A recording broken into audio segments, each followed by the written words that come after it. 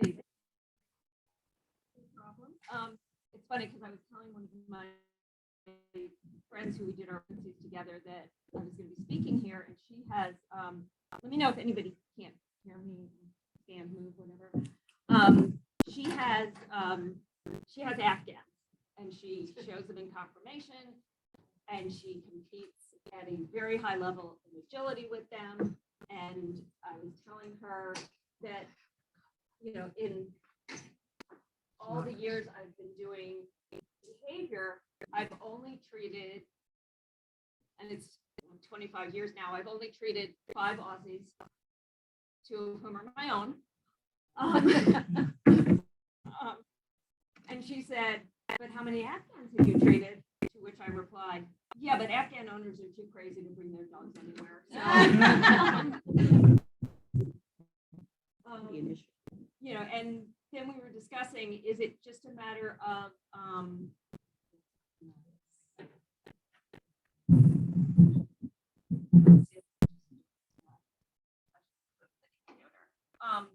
so, what we were discussing is, is it a matter of you guys who are breeding these dogs doing a really good job with who you're breeding, who's making puppies, selecting the homes that they go to, instructing puppy adopters, or how much of it is that, how much of it is if you move the computer, it's gonna, yeah.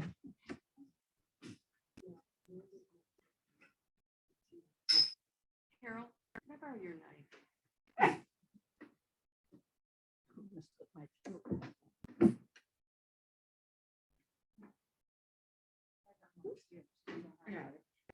So how much of it is the puppies that are going out there to the world? How much of it is who's getting these puppies? And are puppy purchasers being screened properly and selected and matched up with puppies well? And given realistic expectations, because I think that that's also a big thing, and that's a lot of what, honestly, in the past 2 years, I feel like a lot of my business has been people who really had no idea what to expect with the primarily rescue dogs that they got, and I don't mean to belittle rescuing animals, and you'll see pictures in here of my rescue dog who died this time last year, but there are problems with animals that are dogs that are just really not appropriate for certain homes or any sort of pet home going into homes.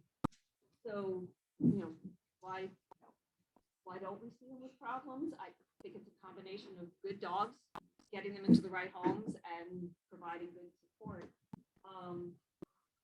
So a little bit about me. That's my first Aussie and my second child. That's Wilbur. Atca inu sampin. And he was probably about 11 or 12 in this picture. And my daughter, who was 3, just loved to sit and read to him. And Wilbur just tolerated her sitting and reading to him. He loved his dog bed, and it was a big dog bed, so she would sit and read books to him. She also would play Candyland with him, and told me later that she would cheat and was fair to Wilbur. And Wilbur's the dog who I look back on and go, oh, Wilbur was perfect. And then I remember the time that I had to walk through the cloud of flies on the beach in Southern California to get him away from the dead sea lion because it was just so delicious to him. So even perfect dogs are not perfect. And then this is Allison with my my second Aussie, and that's Fern. They're named after characters from Charlotte's Web.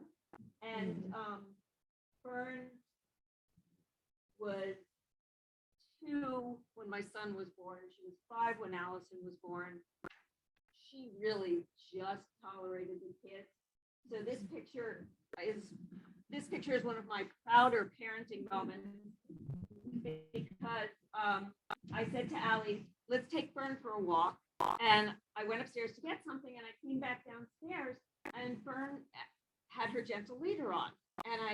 And Fern didn't love having her gentle leader put on. So I said to Allie, how did you put that on her? Because Fern also didn't love Allison. She tolerated her. And the thing in Allie's hand is a treat dispenser. And she said, well, I showed her the treats and I told her if she let me put it on, she could have some. So she let me put it on. One of my prouder parenting moments. Well, they all did a very good job of training me. Fern was also just a dog who I was in, I'm still in love with her, but she had a lot of anxieties. She, despite being very well socialized with other dogs, as she matured, got really anxious around other dogs and would be her, who was just the sweetest thing. And if Fern got underfoot in the kitchen and I stepped on her foot, she would never at me. She'd run into the next room, find Wilbur, and go, and Wilbur would just stand there. So poor Wilbur put up with it. And then that's my current baby. That's Ivan. And the non-Aussie is Riley, who was a rescue dog that we adopted, in part because he was a similar size and shape to Aussies. But mostly because Fern tolerated him. And this is a couple of days after I brought Ivan home. So Ivan's 12 weeks and Riley is probably in the 12 to 14-year-old range. And Riley really was not happy to have a puppy in the house. And these are my kids now. Shoving food in their mouth, and Ivan sitting patiently. And that's my son, who is 18 now, and insists that he's an adult, but he's not. And when Daniel was born and had all that red hair, and I was doing agility with Wilbur and Fern and everybody, and Daniel was a very easy baby, and everybody said, this is your Wilbur child, because their hair was the same color, and Wilbur was an easygoing dog, and Daniel was an easygoing baby. And I said, if this is my Wilbur child, why would I ever have a second one if that's going to be my Fern child? But I had Allison anyway, and it was challenging. But I've learned a lot from my dogs, in just making me a better dog owner and a better behaviorist. Because with any dog challenges, Riley was the dog that we were fostering, and he had aggression. We found this out pretty soon after we started fostering him, that if you tried to physically remove him from a piece of furniture, he would growl and snap. And the kids were 8 years ago, so the kids were 6 and 9. And we decided to adopt him anyway and explain to the kids that, they can't push him off of furniture. He wasn't like that with kids. He was more like that with adults.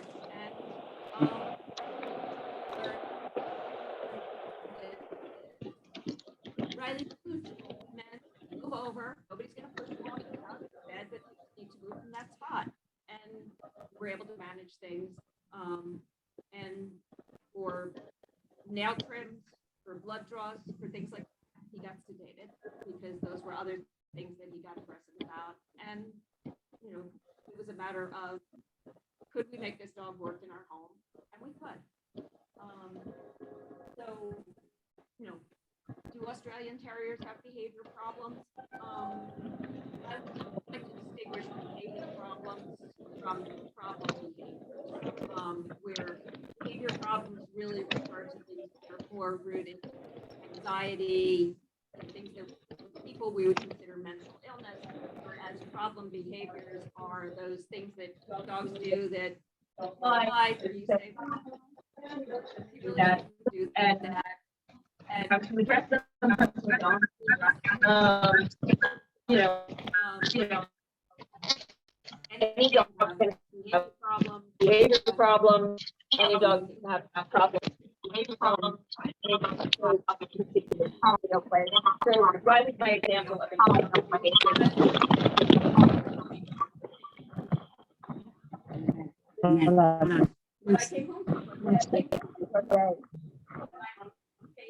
And Riley said,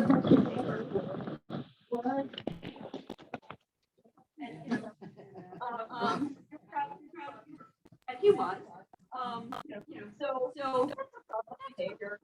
behavior, dealt with it by, toilet paper on the roll, put it up on the counter, and then, he wouldn't unroll all the toilet paper.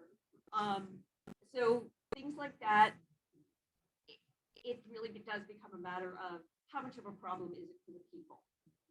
When I have people, there was a study years ago that looked at shelter relinquishment, and one of the big factors in shelter relinquishment was if a dog jumps on people.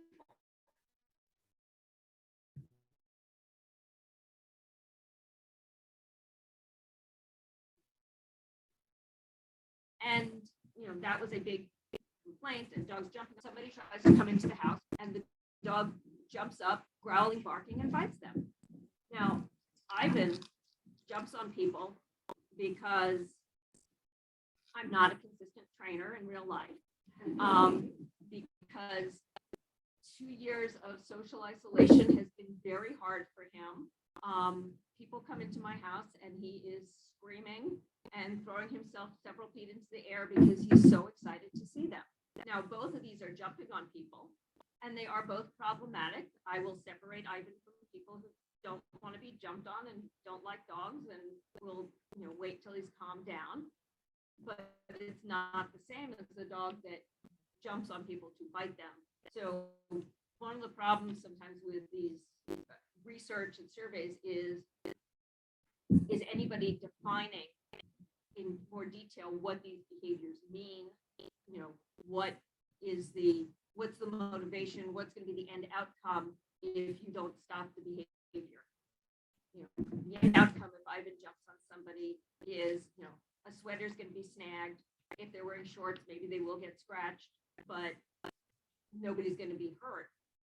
The end outcome with some of my patients is people will go to the hospital and dogs will be euthanized and owners will lose their homes because they get sued.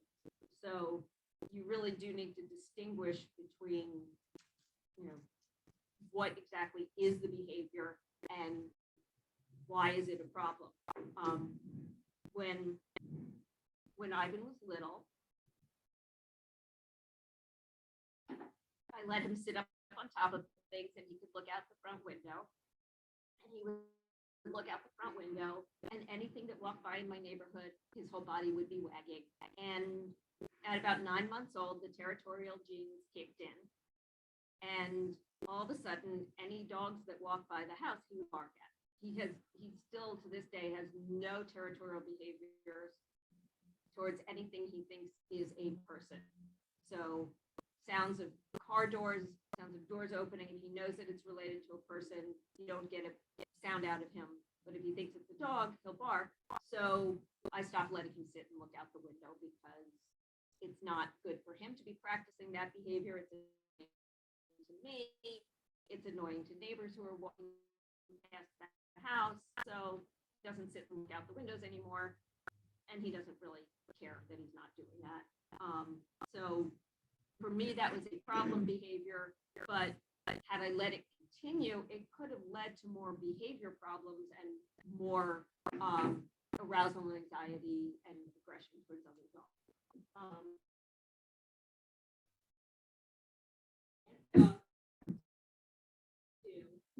So this is my example,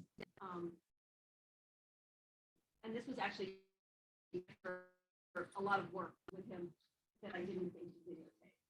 So I put a bird feeder up in my yard, and I've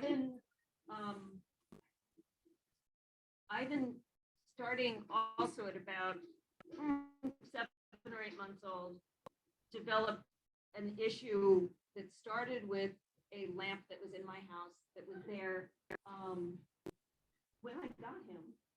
And he all of a sudden noticed it and was trying to attack it. And jumping in the air, trying to get at it.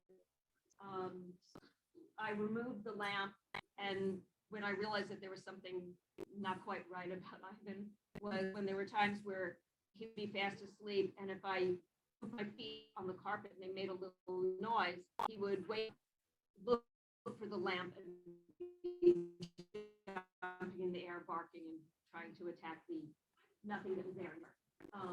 And then this here shows up with other things that are overhead, and then got at its worst with yard signs. Always embarrassing for me to say this. No particular political affiliation, didn't matter. He would bark, lunge, attack. When he was at his worst, even the little flags were put out to mark where there's buried utilities. He could not walk past them without attacking them. And that was when I realized that there was something more going on here than just, oh, he's all excited about things. And I did start him on medication as well as behavior modification. So this bird feeder is still in my yard, and he doesn't pay attention to it 90% of the time. I have to remove it though, because last summer he caught and killed a live adult grackle. So I can't feed birds in the yard because I'm not going to attract them into the yard to get killed by my dog. Problem behavior, it's a normal behavior. I can manage that by not asking the birds to come into the space where Ivan is. And his reactions to things are much better. He's I started him on an SSRI. We have there's research that was done in lab animals that actually shows that starting SSRIs when they're young, and by young, these were really young rats and mice. So I actually have some puppies that have started on SSRIs at like 10, 12 weeks old.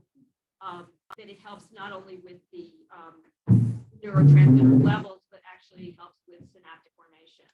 And so in some ways, I feel bad that I didn't recognize things sooner, but I don't know if I would have seen things sooner with Ivan, because I'm not sure how much of this was genes kicking in as he matured.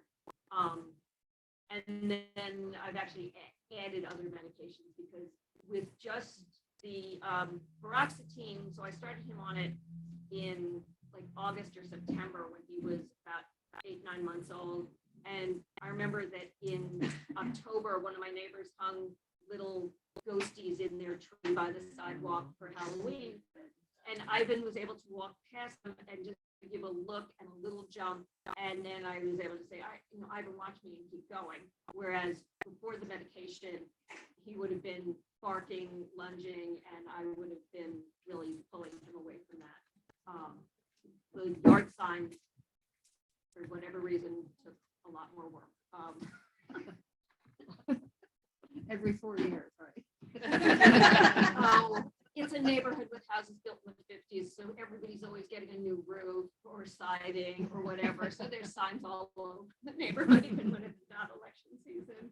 But he basically ignores them now, And the odd thing, a plain piece of cardboard, recycling day, flattened boxes, leaning up against things, no reaction to those.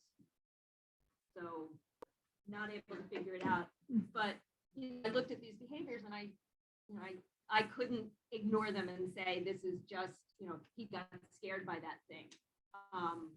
The first time I took him to my parents' house, they had lamps with, wall sconces, and he came into the house, saw them, jumped couch to end table to attack these lamps that are, that had shades that were this big. And that was when I was dropping him and Riley and Allison off to stay there for a few days while I went to a conference, and had to leave my 9-year-old in charge of them until, and we removed the shades, and I said, Allison, you know how to work with him, and and now he goes there, and I have to remind my mom when he's being crazy there now that look, you have shades on your lamp. He doesn't pay attention. He's much better than he was. But it's kind of that recognition of what's a problem and what's not. And when I mentioned that I've had, as patients, I've had puppies that I've started on medication at very young ages. These are puppies who are really, really far out on the narrow ends of the bell curve, and they've just gone to their new homes, and it's usually things like they're either very fearful, and how long would you say for most of you when a puppy goes to a new home, how long does it take that puppy to be really comfortable, relaxed in that home? Yeah, 30 seconds.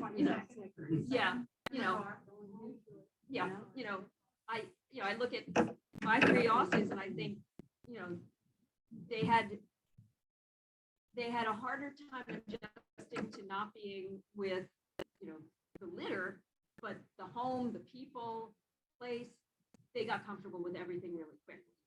So puppies who take a week or 2 to get comfortable in a home, puppies who within a week or 2 in a home are aggressively guarding things from the people in the home,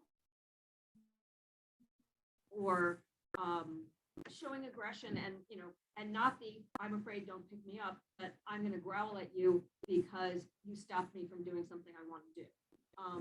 So these are not behaviors that you expect from a baby puppy. These are typically things that you might see as they're approaching puberty, as they're approaching social maturity.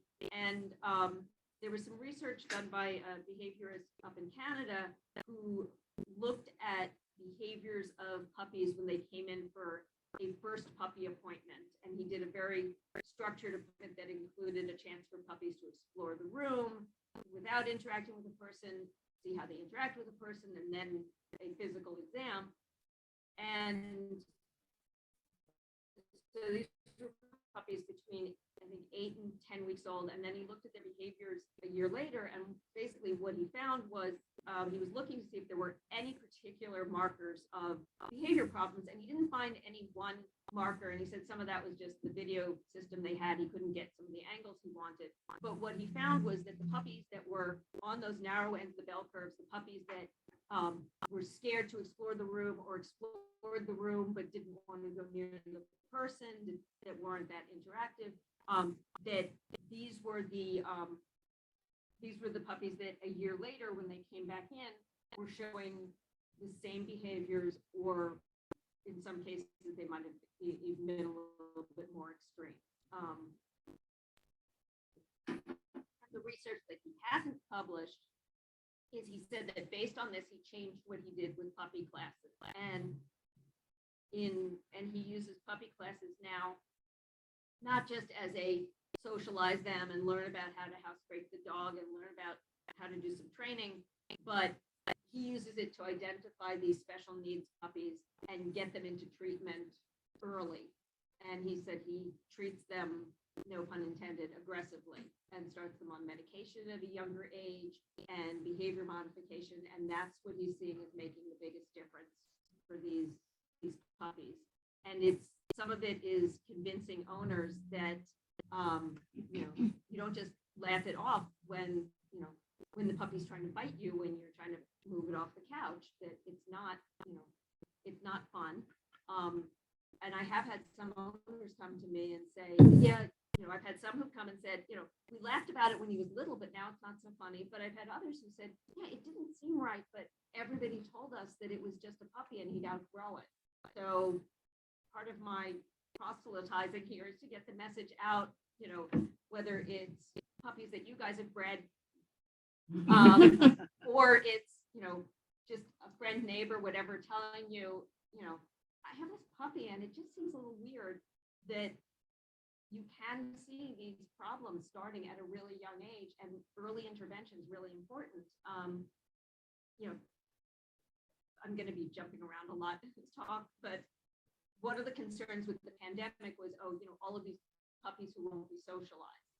And I don't know that we're necessarily seeing problems with unsocialized, you know, puppies who missed out on socialization. And I had a client which was a great example, because they got the puppy late spring, early summer of 2020, and it's a miniature dachshund.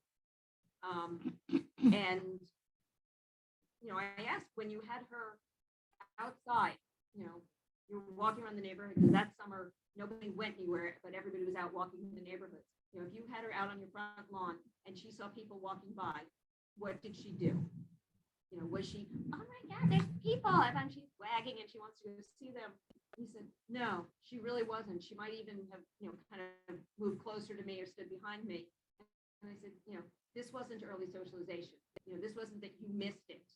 This was there when you picked this puppy up from the breeder at 8 weeks old. You know, this is not that, you know, that she didn't get socialized, because she had these chances to, you know, you could social distance at the end of the 6-foot leash and let her go over and meet people. And she didn't want to. She was already fearful. So it's situations like that where, you know, if you think about the puppies that you guys have bred, when they meet new people at 8 or 10 weeks old, you know, how many of them are trying to hide behind you or trying to hide behind a piece of furniture? I would hope, you know, none of them, you know, and how many of them are going and saying, you know, wow, there's people here and I want to meet them. And, you know, I'm not talking about the puppy who's been playing with people all day and is now exhausted. I'm talking about that puppy who is, you know, ready to go and there's a person. So recognizing these things, and that, you know, this might be a puppy who needs more than just a puppy class, or a puppy that's going to a puppy class that's treats and it's well managed, so they're not being, you know, overwhelmed by more playful puppies. And what I would expect is, if it's a puppy who's just a little bit shy, that by the second, maybe the third session, the puppy's going, oh, I recognize this place. This is where I get treats. It's fun. I want to be here. But I hear about these dogs who, you know, they went to 6 weeks or 8 weeks of class and they never came out from behind their own legs. And like I said, that goes beyond just, oh, he didn't get good socialization. That's a puppy who started out needing more help. So, you know, raising puppies. This is Allison at Kim's house when we went to pick up Ivan, and I think that was probably moments after we arrived there. And this is what I mean. You know, puppies were all just, you know, woohoo, there's people here. And Allie was just a little overwhelmed by so many puppies. When we were driving up, she said, so I'm gonna get to see some Aussies, because by that point Wilbur and Fern had died. She had been living with an Aussie for a while. Like, oh yeah, you will see Aussies. So, you know, this is what you expect, is the puppies are happy to see people. They're all over them. You know, they're all over each other. I can't tell how many puppies were in that picture, but so, you know, raising them and making sure that it's not that socialization isn't important, but making sure that they get that exposure, making sure that they're seeing lots of, you know, different people, different things. When I got Wilbur, I was just starting out in behavior. Amy Barter was my first behavior mentor and introduction to Aussies. And I was so worried that I wasn't going to be able to socialize Wilbur correctly that I was walking him one time and there was a black man cleaning out his car. And I'm thinking, how can I not look like a nut by bringing my dog over to make sure that he's okay meeting somebody who looks different? And oh my God. And at this point I had already seen that, Wilbur also never saw a person he didn't like and didn't want to be around. But, I was so worried about it, but getting them out places, introducing them to people, things, it's it's that nature versus nurture. And then there's also socializing versus socialization. And this is Ivan and his best friend, Charlie. And I was very lucky because 3 months after I got Ivan, one of my best friends got a 3-month-old standard poodle puppy. And my best friend has a fenced yard, and at the time I didn't. So Ivan and Charlie grew up together. And this was a very typical scene, which was Ivan being completely squished by Charlie, Ivan's whole head in Charlie's mouth, and Ivan just with the biggest, happiest play grin. And despite this, when Ivan reached about 9 months old, he started to have issues with other dogs near his house. And then I found out the hard way near Charlie's house as well. And it was really a switch flipping, and all of a sudden dogs who he had been meeting on walks around the neighborhood and playing with on leash, because there wasn't anywhere off leash in my neighborhood for them to play. He'd been meeting these dogs for months, and all of a sudden, if he met them right in front of our house, he would be aggressive to them. There was a time where I brought him over to Charlie's house to play, and I was taking him out of the car and out of his carrier and putting him on leash, and I didn't realize that another neighbor on the cul-de-sac had let his dog out. And I take Ivan out of the car and I turn around and put him down, and there's another dog there. And Ivan went for this dog and just aggressively lunged at him. And I was surprised. Ivan was surprised. But I said to the neighbor, the neighbor's like, oh, I'm so sorry. I just thought, he might want to come over. And I just said, bring him out into the middle of the street. We walked out into the middle of the street. Ivan was able to meet this dog, no problems. We went into the yard together, and then that dog couldn't get away from these two puppies fast enough because he was an older dog and didn't want to be in the yard with two rambunctious puppies. But I say puppies. Ivan, I think, was probably about 1.5 years at that point. Still puppies, yeah. And Ivan and Charlie, so they're now 4. Ivan's almost 4.5. They play together. It's very different than when they were babies. Ivan is not neutered because I'm lazy. No, because part of it was just I've never lived with an intact male dog before, and I just wanted to see what it's like. And this will go to another topic, which is housebreaking these guys. But Ivan marks less than Wilbur did, and Wilbur was neutered at 5 months old. So go figure. Now when Ivan and Charlie get together, they are very excited to see each other. And then they kind of walk around the yard and pee on things, and maybe there's a little bit of play. They've had a couple of scuffles, which from a behavioral standpoint, I find really interesting because Ivan will sometimes be kind of aroused when he first sees Charlie, and he'll be not exactly tackles all the way up, but he'll be doing that standing with all his weight on his front end, and the head is up and the tail's shifted a little bit over his back. And Charlie's a little bit worried when he sees Ivan like this. And then I'm like, oh, Ivan is just Charlie. And then they relax and they'll run around. The times they've had fights, Charlie was chewing on a stick, and Ivan came over not to take the stick because Ivan is not a stick chewer. And Charlie made the mistake of growling at Ivan. and Ivan went after Charlie, and Charlie sort of fought back a little bit, but not much. And the last time they had a fight, they wound up with Charlie in sort of in this position, except both of them were standing up and biting at each other's faces. And Charlie had a harness on, so it's easy to pull him off. Ivan must have done a septal piercing on Charlie because Charlie had blood dripping from both nostrils. Ivan had a cut on top of his nose. When Charlie was pulled off, Ivan walked away, peed on something, shook it off, and then came back like, okay, that's over. And Charlie was like, oh God, what's going to happen now? They're two dogs with very different personalities. Charlie really should have learned not to do this with Ivan. The interesting thing is that with other dogs and with Riley, if Ivan was trying to get Riley to play and Riley didn't want to play, Riley might be growling at Ivan and barking at him, and Ivan never escalated in that situation. He would back off.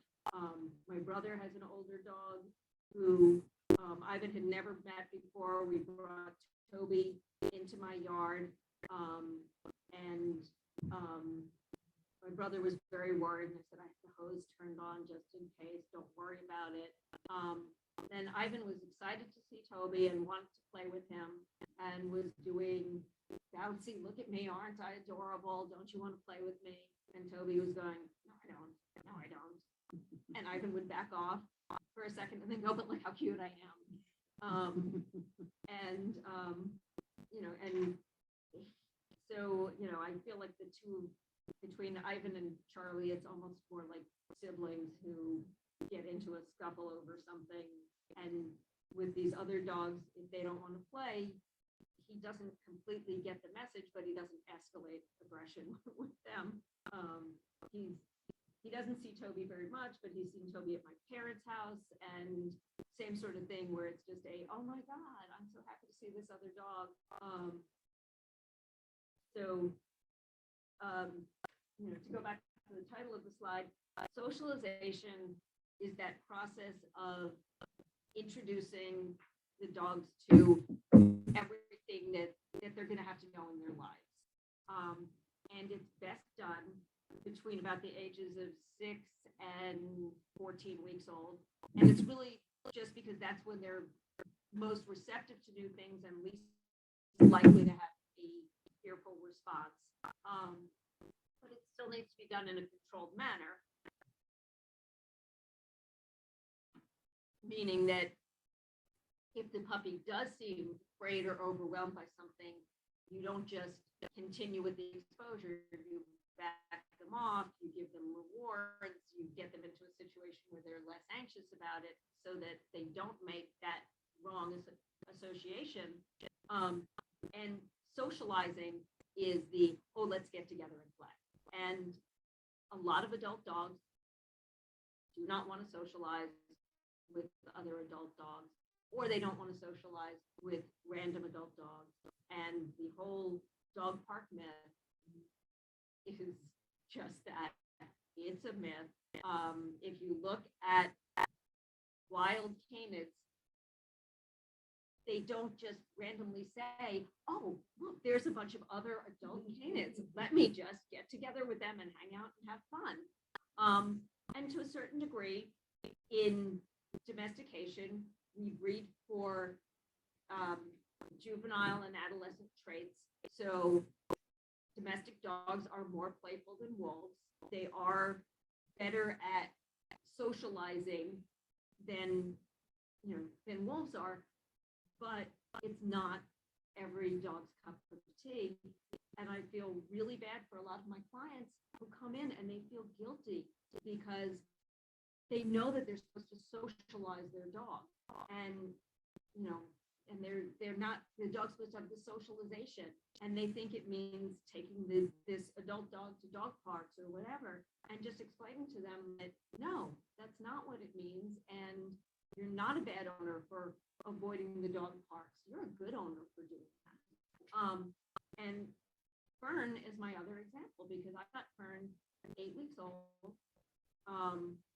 Mom was a, now I'm getting, his mom was Rybovich and dad was Ben Air. I met them both. They were both nice dogs. Mom didn't necessarily want other dogs to take her ball, but Fern was also ball obsessed. I had Wilbur already. I was working somewhere where there were a lot of people with similarly aged puppies, and we all had our puppies at work. So that at lunchtime there was puppy play groups.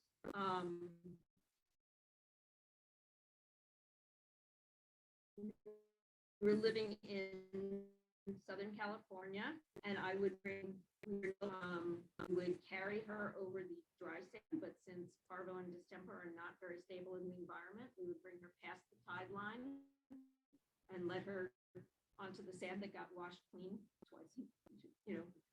twice a day by the tide. And when she was little, she enjoyed this and she fun. And as she matured, she got more uncomfortable with other dogs, even puppies who she had played with and socialized with starting at 10, 12 weeks old. And it got to the point where my project with her was teaching her that her job when we were on leash walks was to watch me and pay attention to me. And I would keep her safe from other dogs and she wouldn't bark at them. And she did very well with this. And I did agility with her. I was not a good enough handler for her. She was very fast, very, very fast. The time she cued, I was running her at 12 inches. And she cued for the time that was below the qualifying time for 20, but she loved agility. So I didn't have any issues with her when we were doing agility, seeing other dogs around at classes or at trials. I managed her. She really didn't like white fluffy dogs. So at one trial I had to change her running order so she wasn't going right after a Bichon. But other than that, we would set up at trials with friends who had dogs, and they just knew, Fern doesn't come out and play with other dogs. If Fern's out, you just keep your dog away from her. So it's not manageable, but it's her. It was her. It was how she matured. And the funny thing was, when she got older, there were a few large breed male dogs that I think because she was intimidated enough by them that she didn't try using aggression, she actually got to like them. And there was a greyhound in my neighborhood who she liked so much that she had this bark that she only did for him, and she would do it. She could hear him being walked like a block away, and would do this bark that was only for him and want to play with him. But her response to other dogs was to shoot first and ask questions later. So that was my project with her, and she did well with that. And it was mostly because there was so much. I have a harder time with Ivan and some of his dog reactivity because sometimes he wants to meet the dogs and sometimes he doesn't. So it's harder sometimes for me to tell what the reaction is. And with Fern, it was pure, I don't want to see that dog. And once she learned that I was keeping her safe, and as long as she followed the rules of pay attention to me, she got rewarded for it. She was very happy to just ignore other dogs. And it's harder when you have a dog who sometimes wants to meet them and sometimes doesn't. And another big thing, and I think this is a big thing for teaching dog owners, is about dog communication, body language, vocalizations, what all of this means.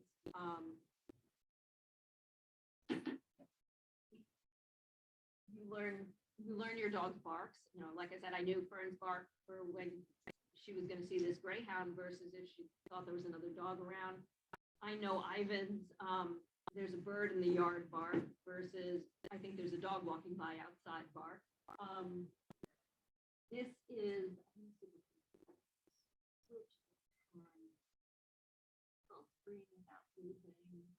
everything.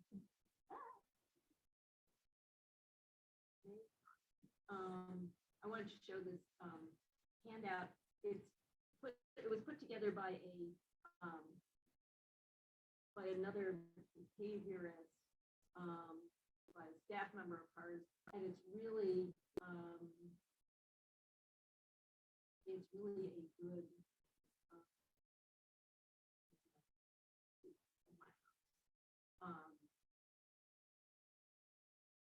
it's just a very good illustration of body language.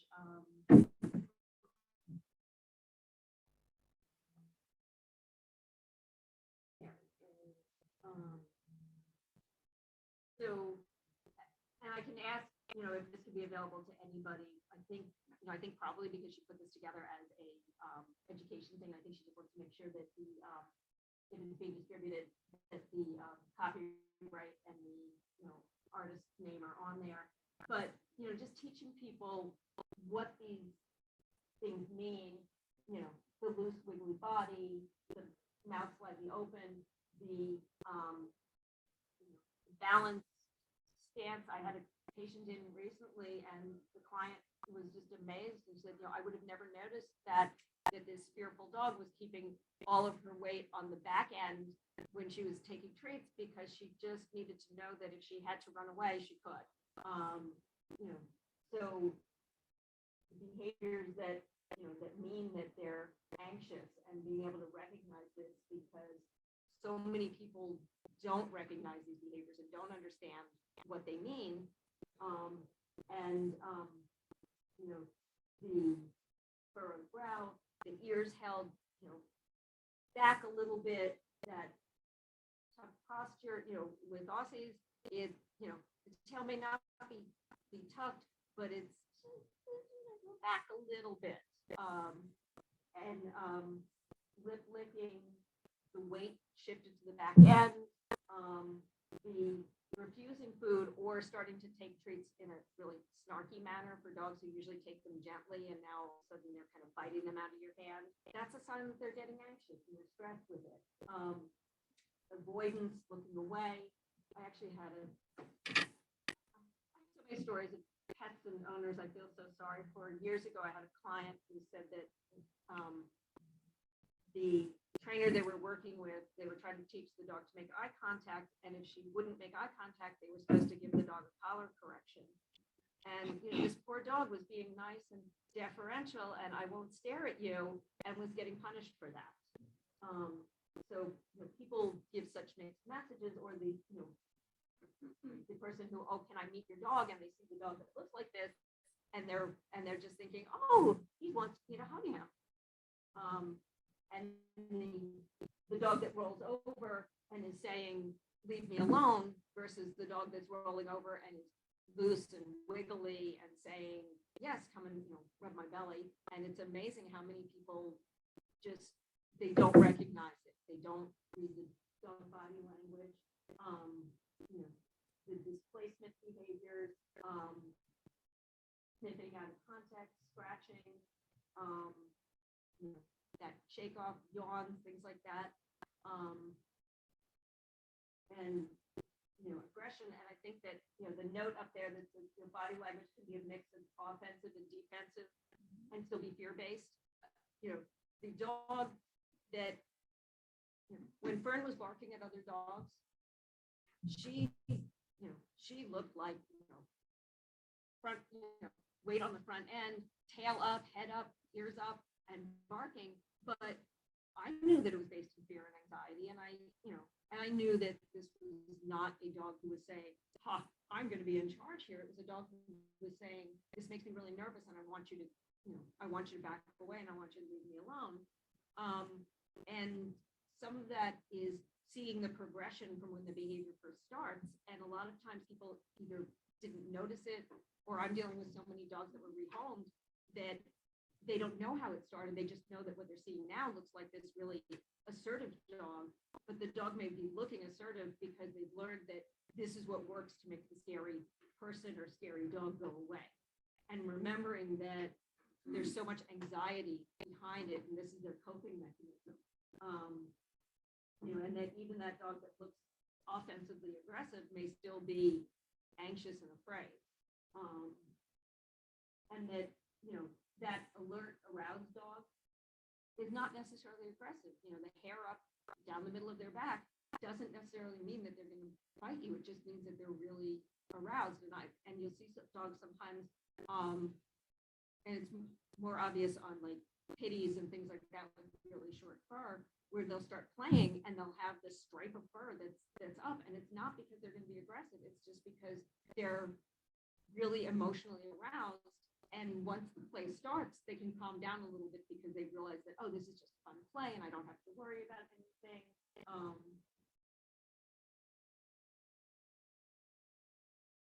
And you know, like I said, these are just really great diagrams and demonstrations and things. So here's my other Fern and Allison story, which is truly my mom of the year story. Allison was probably about 4. I think it was probably a little bit after that picture of her with Fern with the gentle leader on. And Fern had ruptured her cruciate, but because of some other medical problems, we were just managing her medically and not doing surgery. And I did what I tell my clients never to do, and I ran upstairs to get something, leaving both the kids downstairs with the dogs. And all of a sudden I hear, and I come running downstairs, and Allie is bleeding from the lip, and you know, Fern bit me, and I take her in the bathroom, clean things off, and point out that she had bit her own lip worse than that the week before when she was trampolining on her bed. And you know, and then I said, well, what happened? And she said that she was playing with a balloon, and the balloon fell, and it landed in front of Fern, and she wanted it. And I said, okay, so what'd you do? So I reached for it, and what happened? Well, Fern growled at me. And normally, Fern would, if Allison didn't have treats, Fern would have just gotten up and walked away, but cruciate tear, she was just going to stay seated where she was seated. So I said, so then what did you do? Well, I still wanted the balloon, so I bent down to get it. And that's when Fern bit her. And then, because I thought I had been a good mom/behaviorist, I said, so Allie, what does it mean when a dog growls at you? And she said, it means that they don't like what you're doing. I said, okay, and then what should you do? There's a sound of crickets in the background. So then I go into Daniel's room, and Daniel's 3 years older, and I say, Daniel, what does it mean when a dog growls at you? That they don't like what you're doing. So what should you do if they growl at you? And there's more crickets in the background. And that's when I realized that things that may seem really obvious to me as a adult, as a veterinary behaviorist, are not obvious to everybody. So we've added in and so if a dog growls at you, you leave the dog alone.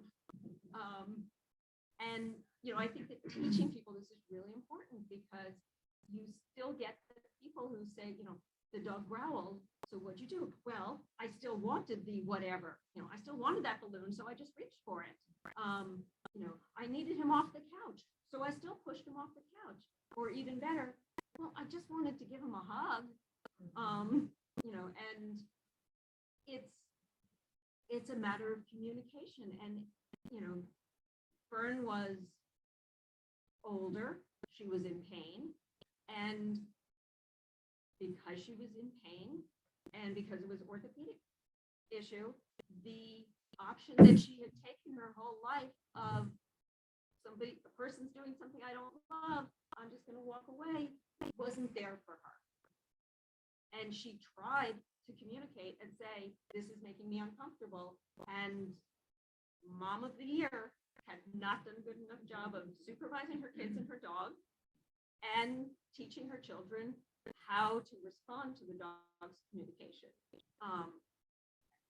So I didn't put in the pictures of Allison holding Ivan like this, and Ivan's going, oh my God, and Allie, and you know, this is the joke that we do with Ivan because he's such a sweetie and he loves her and puts up with anything from her. And the time that Allie and I were putting hair clips in, I have a top knot, and you could tell that he was not thrilled with this, but he lets us do it because he loves us and tolerates everything from us. But Fern wasn't that dog with her. She was that dog with me, but not with the kids.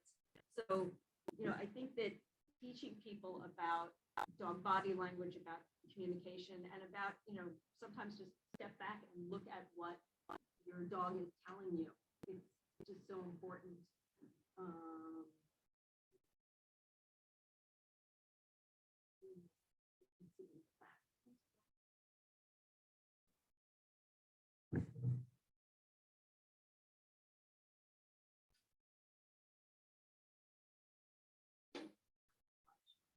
So, I think that that's another thing to teach.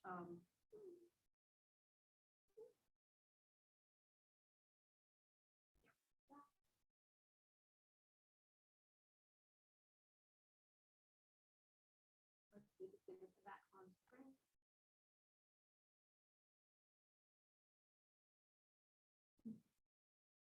Huh. Weird.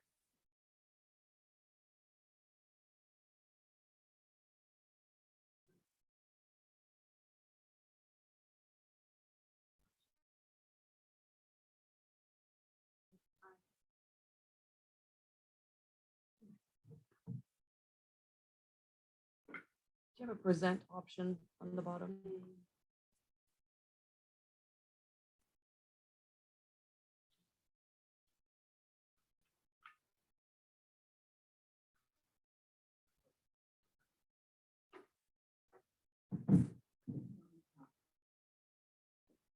While you recover, Yes. mind if I say a little?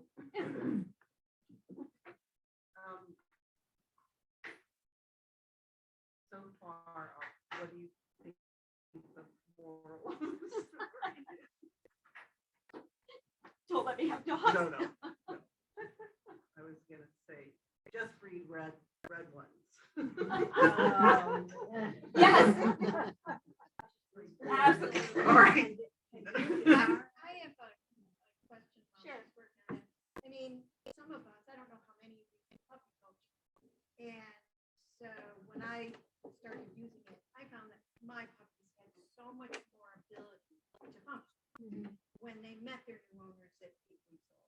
And so, I mean, I do think that part of what I'm going to assume, but I'm assuming part of what you're saying is breeders, of course, we have a job to do before the puppies leave the house. Absolutely. Yeah. And because good breeding isn't just about the genetics, it's about getting those puppies off to the right start. And one of my bigger philosophical questions is how do we get the word out there that about all of the advantages of getting a puppy from a good breeder, and that just because somebody's selling a doodle for $6,000 doesn't mean they're a good breeder. And I, like I said, this is one of my bigger philosophical questions because I feel like there must be no dogs left in the southern United States because they're all up here. And my other theory about that is, 150 years later, the South is getting revenge for losing the Civil War by sending all their crap dogs up here. Because most of my patients in the past couple of years, I feel like they're all transports right off the truck. And for a lot of these dogs, they were not bred to be house pets. They were bred to be outside dogs, hunting dogs, semi-feral dogs, and not to live in, suburban Pennsylvania, New Jersey, whatever. And the idea of, if we just rescue a puppy and give it enough love, it won't have any problems. it won't, and, and it will have that, hybrid vigor. I think about a couple of patients who I had who were euthanized at a year, 13 months old.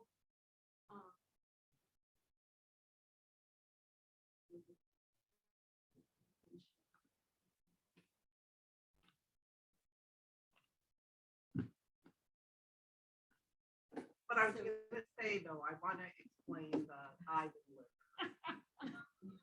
So that was a brother-sister breeding. So it was Well, there you go. obviously accidental. And so it really, when Lori came and gave me more updates on Ivan today when I saw her this morning, it would be a perfect litter to do a case study on because it just really ran the gamut of totally insane to like one of the common, easiest. Like if you were at Montgomery last year, the sister of Ivan was there. I don't know. I mean, she won best of opposite one of the days. Just this really easy going call. So I'll say that it wasn't nurture.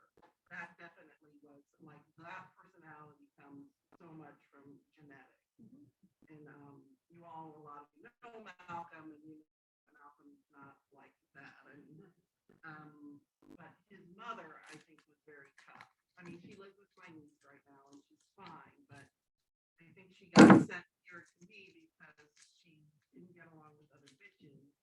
She got along with the bitches in my house and was fine. But now that I had that mistake breeding, I was really able to see this behavior. And I mean, it's a horrible, no one would do that experiment on purpose, but it happened. And luckily, they're all homes in lovely homes that people have put up with them. Like I said, they're different degrees of behavior. There's not another puppy that has some of that obsessiveness like that, but they definitely, I just kind of did a little inventory. I think it was, of course, a litter of 8. Wow. So 3 out of the 8 definitely had anxiety type issues. They're all wonderful. None of them have aggression toward people. But it's just, I'm just I being remember honest. when I was telling you about some of his craziness, that one of the, that you said to me, that, I guess it's a good thing he wound up with you. Yeah.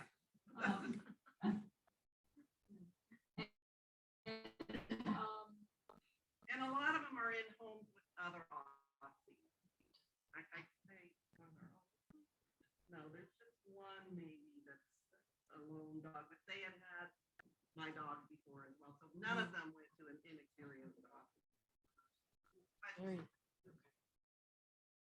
Yeah, but I would rather have them have lovely dogs. But Well, and I'm gonna say, I've obtained a dog that was an oops litter, not an Aussie, but another breed, and that happens. It just happens sometimes. But I was gonna say that I teach family manners obedience, and I see a lot of these rescue dogs.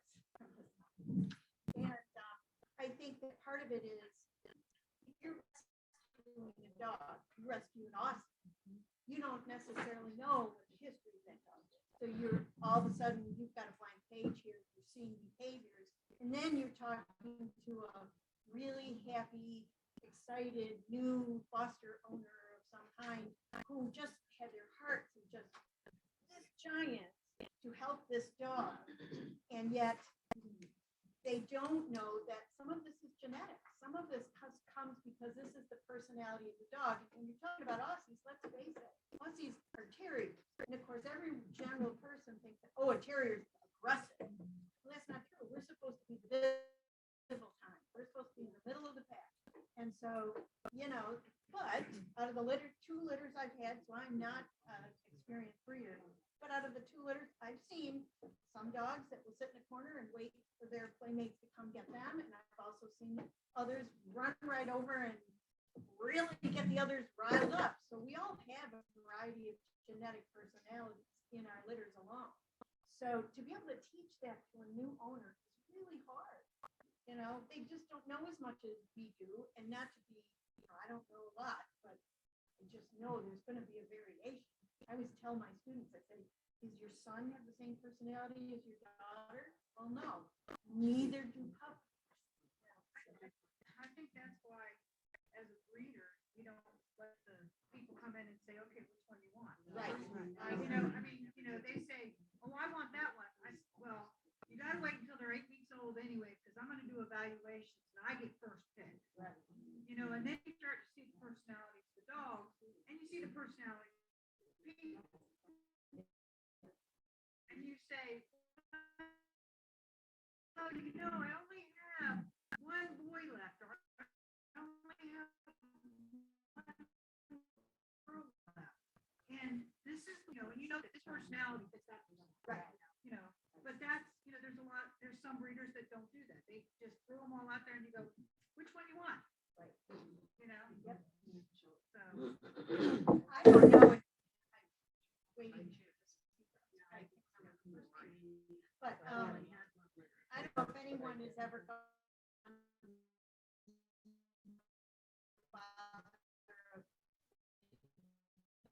investigating body language positions before Vanilla, and it's a big paperback book that shows a lot of language. body language. And if you don't want to read it in text, Just looking at the pictures. look at the Yeah. pictures.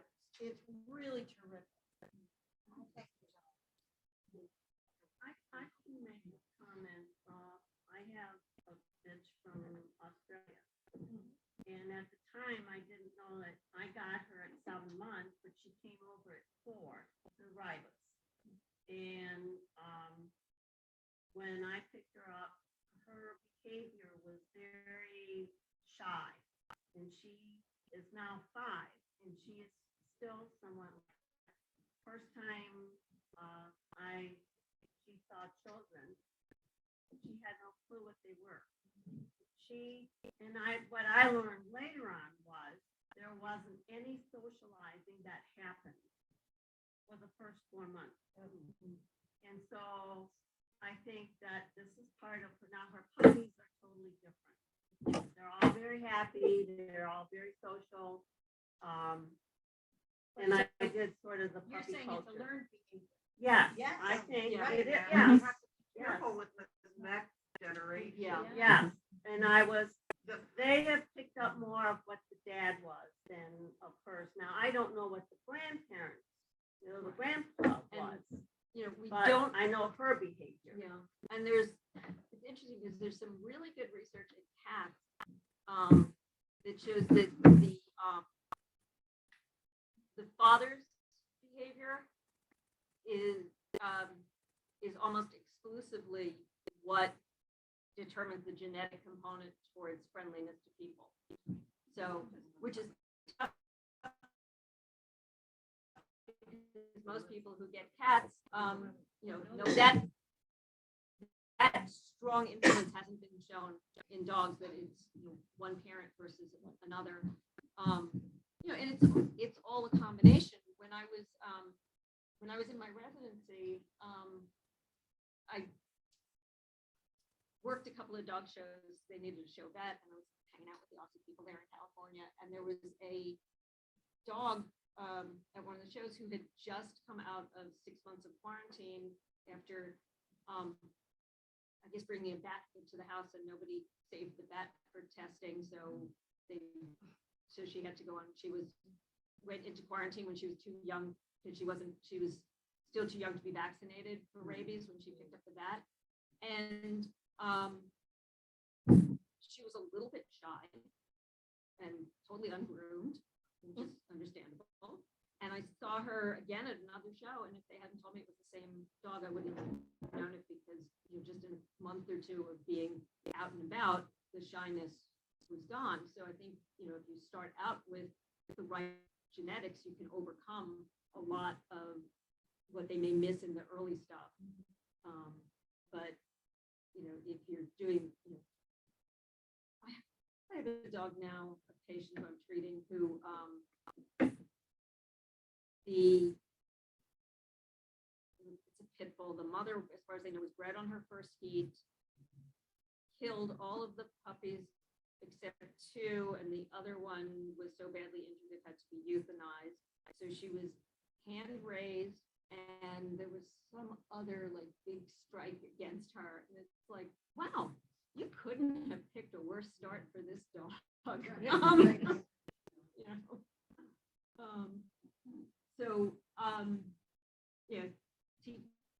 Doing the socialization, teaching owners, teaching puppy people how to read dog behavior, what to look for.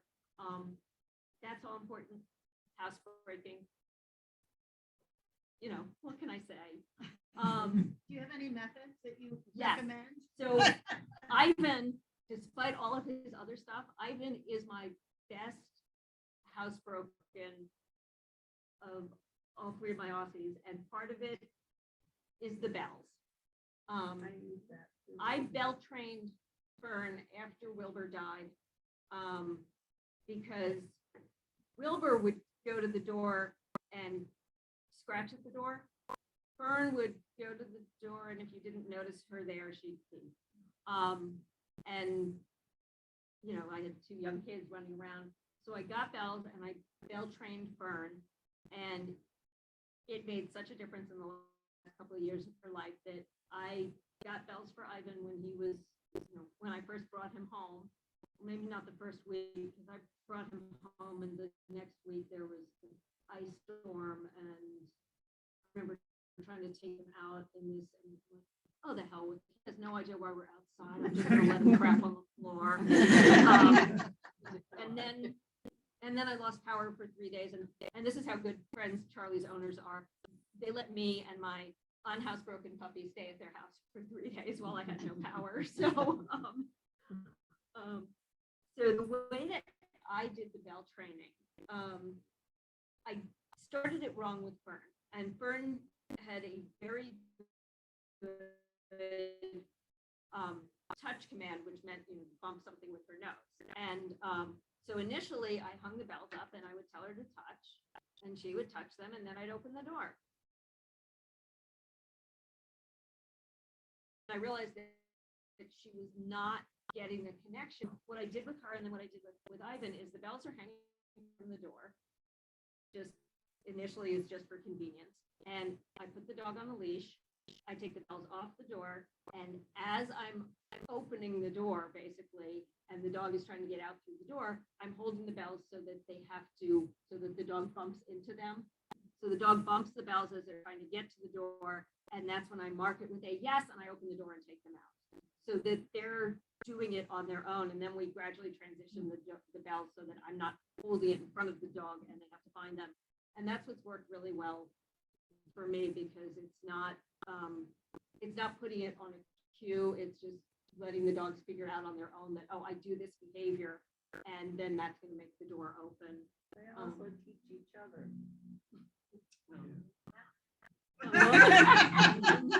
Well, My bitch came from Finland. I blame it all on the bitch. I was gonna say that, so just in reference to you too, like, because if Malcolm's mother was from Sweden, and we do need to increase our genes, but we have to do all Some people say that bell training as well, they ring the bell to go outside. Yes, they do.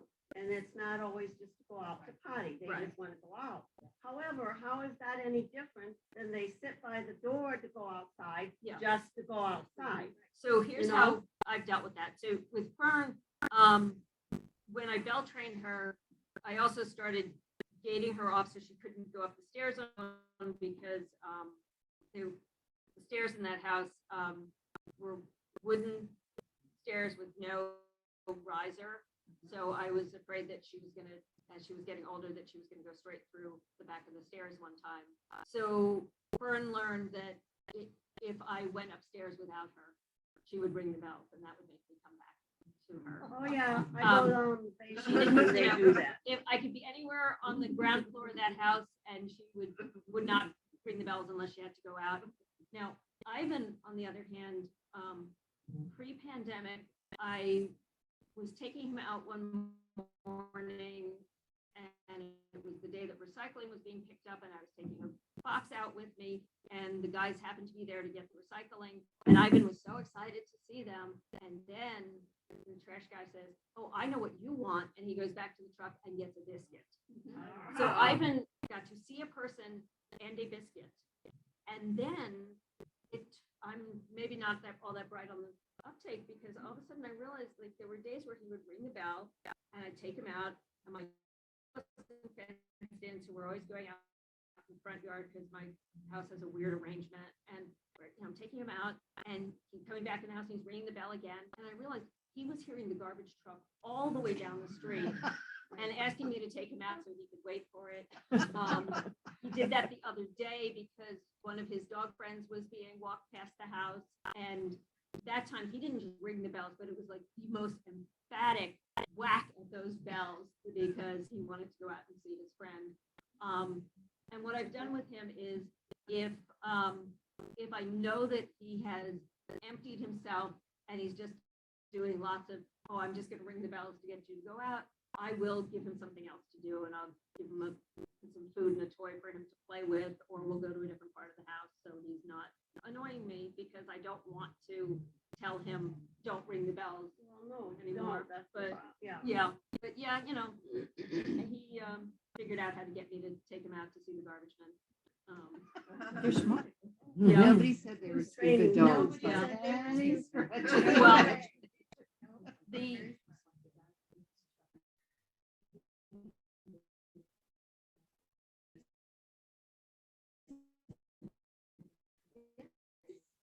UPS truck. I don't say something about the first guy, is the bell and all that stuff. This girl, I got her at 7 months, and at 11 months, she still wasn't potty trained. And I was getting really, really frustrated. And one evening, I was sitting watching TV, and she came down the hallway. My husband goes to bed before I do. And she's just all happy and wagging and everything. And I'm like, well, maybe you need to go outside. So I take her out the next day, and she'll come up to me like, "Oh, I'm so happy to see you." Well, this sign means I'm happy to see you. Pick me up, any number of things. Well, one of the signs was, "I need to go potty." And that, it's like a light bulb came on. After that, I had no problem with it. But she was giving the same signal for multiple things, and I didn't pick them up. And that's the next thing that I wanted to talk about, which is control. And control gets a really bad name in the world of dogs. And it's, how can you let that dog be in control? And you need to be the boss and show them who's in control, and that dog's controlling you. And, my patients are anxious dogs. And a lot of people, if they're anxious, especially if they're anxious and aggressive, it's, well, he's trying to be the boss and he's trying to be in control. And that's not what control is about. Especially if you're anxious, if you're not clear about what's going on, control is about making you feel less anxious. And if you have some degree of agency, if you have some degree of ability to determine your fate, you feel less anxious. I realized, at some point that as an adult, if I'm in like a rowboat, canoe, kayak, whatever, if I don't have a paddle or in my hand, I feel anxious. And I could be sitting in the middle of the canoe, and and I'm not even able to paddle, but put the paddle in my hand and I feel less anxious because I feel like I have some control over what's going to happen. And that's what control is about for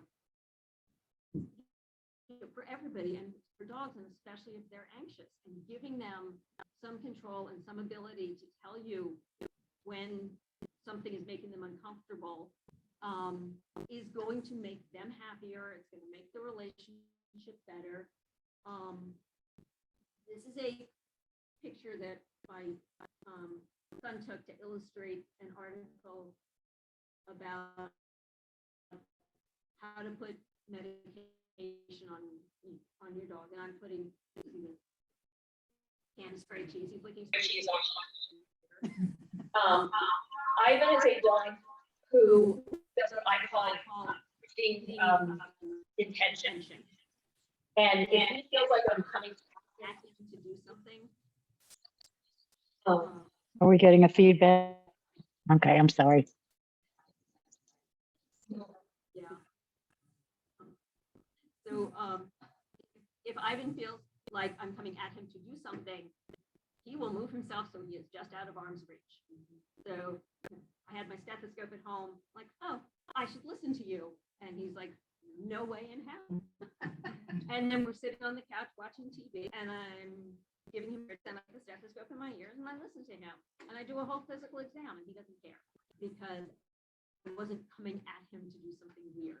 So the same thing with the flea and tick stuff. If I have my hand and it looks like, oh, I'm going to do something to you, he's like, no, you're not. I put cheese on the refrigerator, and he says, I will stand here and you can do whatever you want because I'm getting the cheese. I have, you'll see pictures of Ivan. I groom him myself. And I put him on top of my washing machine because then I'm not on the floor, and I can put spray cheese and peanut butter on the washing machine, and he's licking at it. And does he love it? No, but he loves peanut butter and he loves spray cheese, and he puts up with it. And every once in a while, he's halfway groomed because he just decided that he's had enough and he can't be redirected. So, he gets to run around for a little bit, with one. I think the other day I trimmed his face a little bit, and one side was short and the other side was still all shaggy, but I'm not going to turn it into a fight with him. And as long as he knows that, if he's had too much, he can let me know.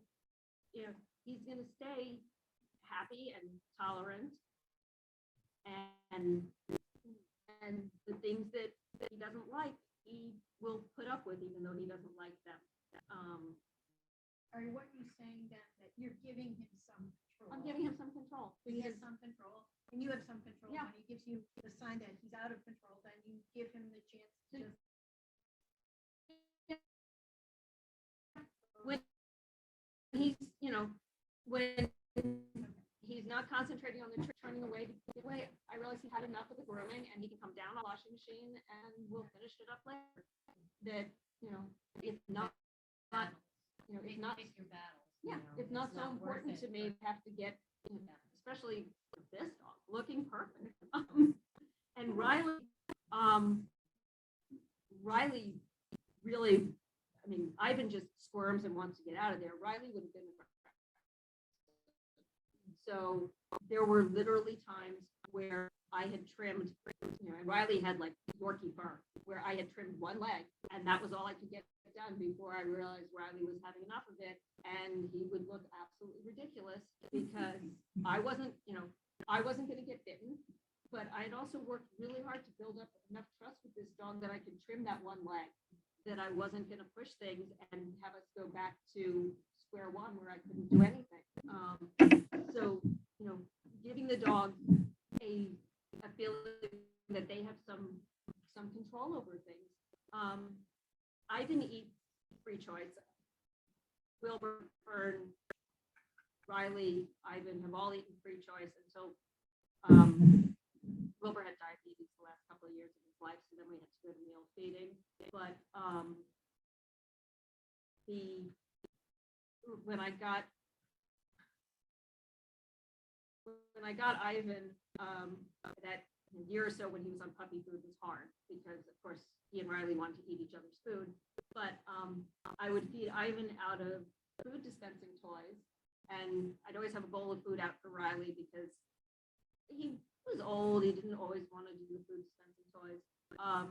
And Ivan will bring food dispensing toys to me to fill, even if there's food in a bowl, because unless he's really hungry, he enjoys the playing with it and the mental stimulation, and he'll he'll have a toy du jour that he'll bring to me for a few days, and then I'll switch to a different toy.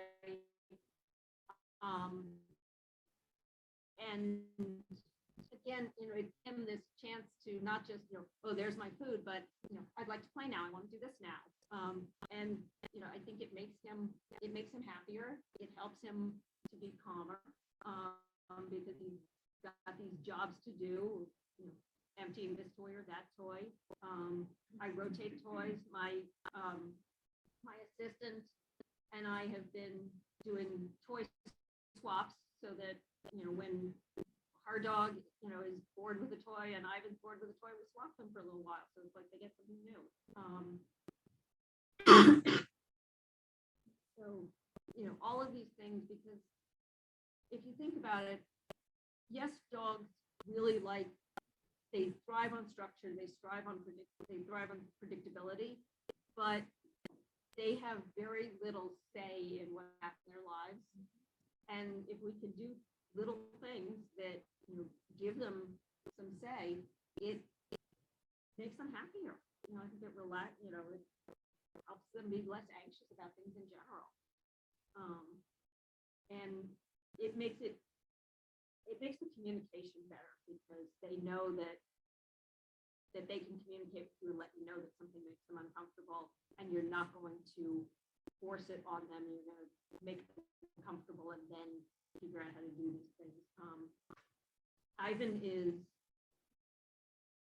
very uncomfortable with being caged, and I don't know if it comes from the first time I took him to the stream, and he was so excited that there were these retrievers playing that he ran in and the edge dropped off, and he went in and then came out and was freaked out, and I just didn't know who he was and that I should start working with him with water right away. But I don't know what it is because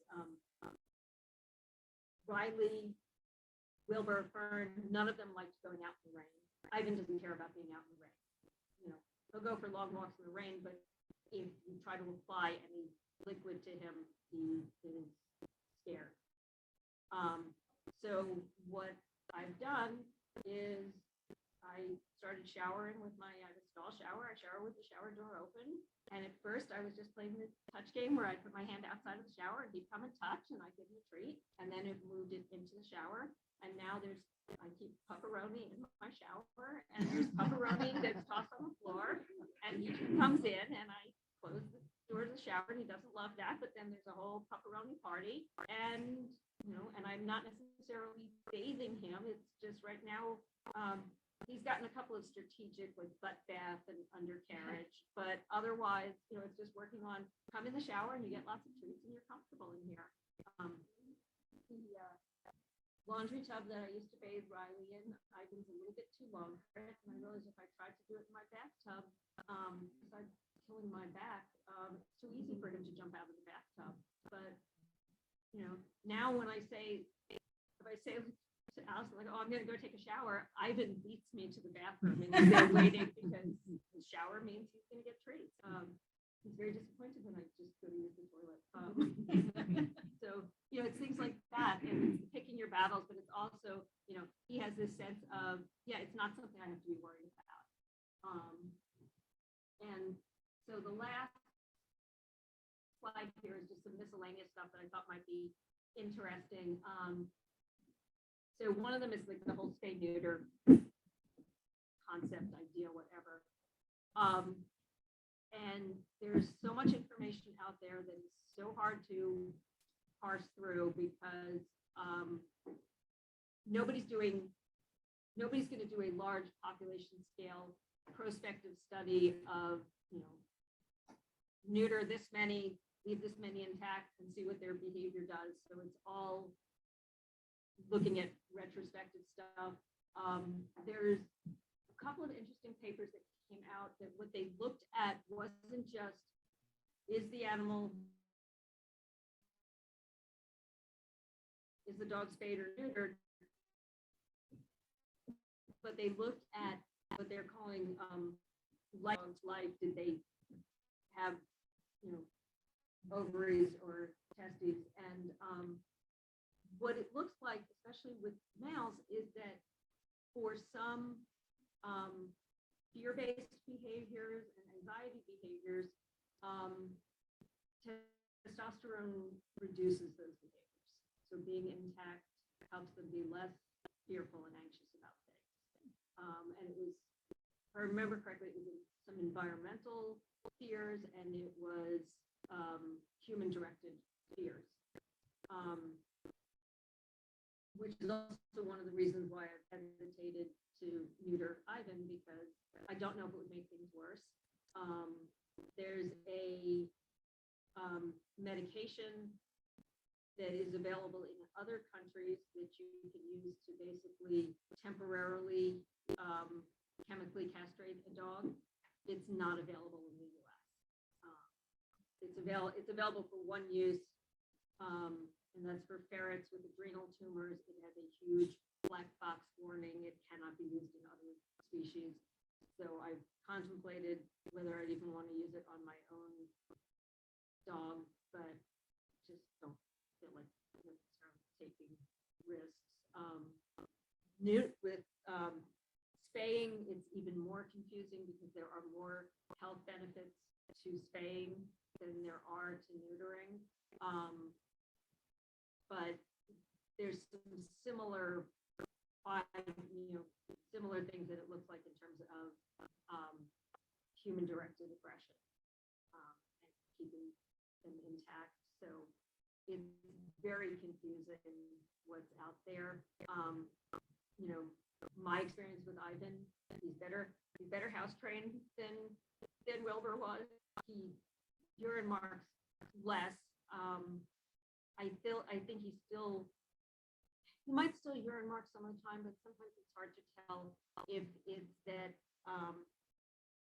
Allison goes into her room to do homework and isn't paying attention to him and he needs to go out. And his bell ringing is not as good as it used to be because now I have a fenced in backyard. So now he has a second door that he can go out through sometimes. So he will go to the basement door, and I think that there are times where he does that and there's nobody in the basement to let him out because Allison's in her room doing homework. I don't know his reaction to other dogs. I don't know how much that is because he's intact. There are dogs in my neighborhood who I know he doesn't like, but those tend to be the dogs who bark at him as well. But we've had other situations where somebody's dog got out of their house and just wandered up to him, and Ivan was, last year was before Riley died, and I was worried what Ivan would do, and he was just like, oh, hey, there's a dog coming up to say hi to me, whatever. So I don't know how much he's driven by testosterone because this was a male dog. He was fine with it. So it's a tough question to answer, but with larger breeds, the trend is to wait until they're a year and a half or so and skeletal growth is completely done before neutering. I think that's reasonable if you're not concerned about people breeding the wrong individuals. The other thing, I wanted to talk about separation anxiety because that was the other big thing that everybody said, the pandemic and there's going to be separation anxiety. On a whole, that's not what behaviorists are seeing. I think that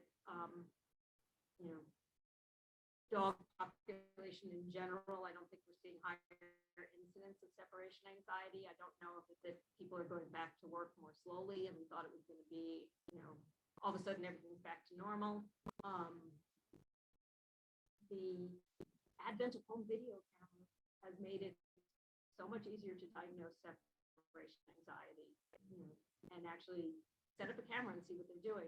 When I brought Ivan home, it took him a bit to get used to being in a crate or pen or whatever. And I knew he was vocalizing because Riley would not be in the same part of the house that Ivan was in. But I set up a camera and videoed him, and this puppy is screaming bloody murder, and then he just stops and sleeps.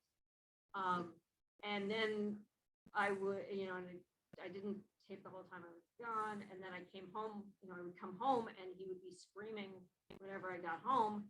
And at some point I realized that he was just responding to the sound of the garage door opening. And he doesn't do that anymore. Now I will come home and he's in a pen in my basement, and I'll come into the basement and he'll just be yawning and stretching and like, oh, are you back already? He will start vocalizing in his pen if I put him in there and I don't leave right away and I realize like, oh, I've forgotten stuff. And it's sort of like, this is what the routine is supposed to be. Why are you still here? If you're still here, you may as well let me out. The other thing that he had a harder time with was, some people will call these like virtual absences. It's the inability to access the person who's home. And I had a very hard time getting him used to me doing things like, at first I wanted to take a shower by myself. Now we've changed that. But, if I put him in his crate and went to take a shower, he would be screaming when I turned off the shower. Just going to the bathroom by myself. There's a food dispenser. It's a remote controlled food dispenser. It's called the Treat and Train. I put my Treat and Train in the hall, outside of my hall bathroom, and would just go in there and take the remote with me.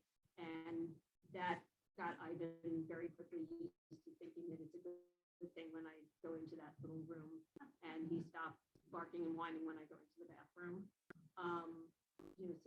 So with a lot of dogs, it's a matter of finding out, do they really have separation anxiety? Is it, also, are they really anxious when you're not with them? Or is it more of like a FOMO and they just, want to be in the middle of things? Ivan developed something that many of my patients have developed, which is a really, really awful attention-seeking behavior if I'm trying to talk on the phone or do Zoom calls from home. And I honestly do not recall what he did when I was on the phone before, before the pandemic, but it happened really quickly. And all of a sudden I realized that I cannot talk on the phone without this dog barking and whining in the background. So I had to, I will now still have to put him in his pen and go to work in another part of the house. And he'll be sleeping it absolutely fine. And if he wakes up and I'm not quite done with my phone calls, he'll whine and bark for a couple of minutes, and then he'll stop for a while, and then he'll try again. And it's not anxious dog, it's more of aren't you going to come and let me out yet? So it's not the panic barking. And we're working on the you talk on the phone without you making noises. But it's amazing because he will look dead asleep. And as soon as I start talking, up and whining. The other thing that I learned from Ivan early in the pandemic, which was a much more scary lesson, I have other patients like this as well. Ivan does not emotionally regulate well. He had a very hard time, not when he was baby, but when he was a slightly older puppy, he had a very hard time napping on his own. And you could tell that he was getting overtired, and he would not let himself go to sleep. And I would have to put him in his crate, and then he would sleep. And about a week into all the lockdowns, I was home all the time. I was keeping weird hours because I was staying up later than I usually do. And there was one night where, I'm usually in bed by like 9 o'clock, and it was after midnight, and I couldn't take any more of the news and whatever. And Riley was sleeping in a dog bed, and Ivan was sleeping on the couch next to me. And I turned off the TV and I said, all right, boys, let's go to the big bed. And Ivan flew off the couch and attacked Riley. Ran over to him in the bed, attacked him, broke skin. I had to pull Ivan off of him, threw Ivan in his crate, took care of Riley. Ivan came out and was just like, whatever. And I thought about it, and I realized the only thing that was different was with me home all the time, it looked like Ivan was resting, but he would be right next to my feet.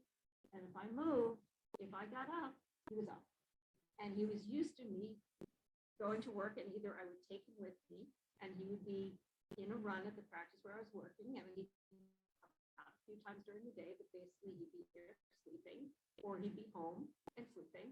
And so I instituted a nap time, and I would put him, the first few times I did it, I put him in his crate and I opened the garage door, shut the garage door, and just stayed down in my basement so he didn't know I was still home. And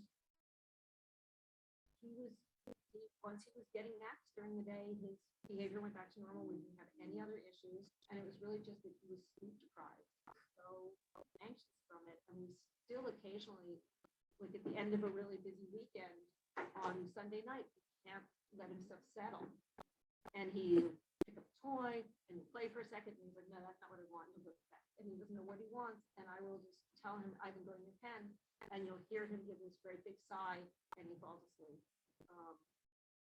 I had him basically off of medication, and one of my resident mates came out and visited and was my first house guest in almost 2 years.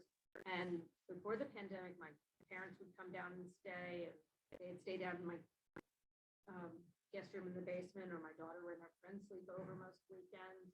And then we go for 2 years with nobody else in the house. And the first night that my friend and her husband were there, when we all went to bed, Ivan attention barked in my room for over an hour.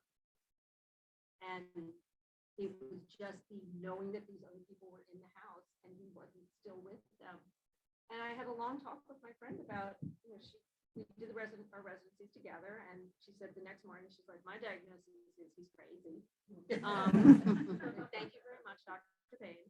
And, and then we talked about it. He said, he's basically off of medication when it's just our normal life. And she said, yeah, he was miserable. And even though he wasn't anxious in a I'm scared way, he just could not settle himself down, knowing that there was this exciting thing going on.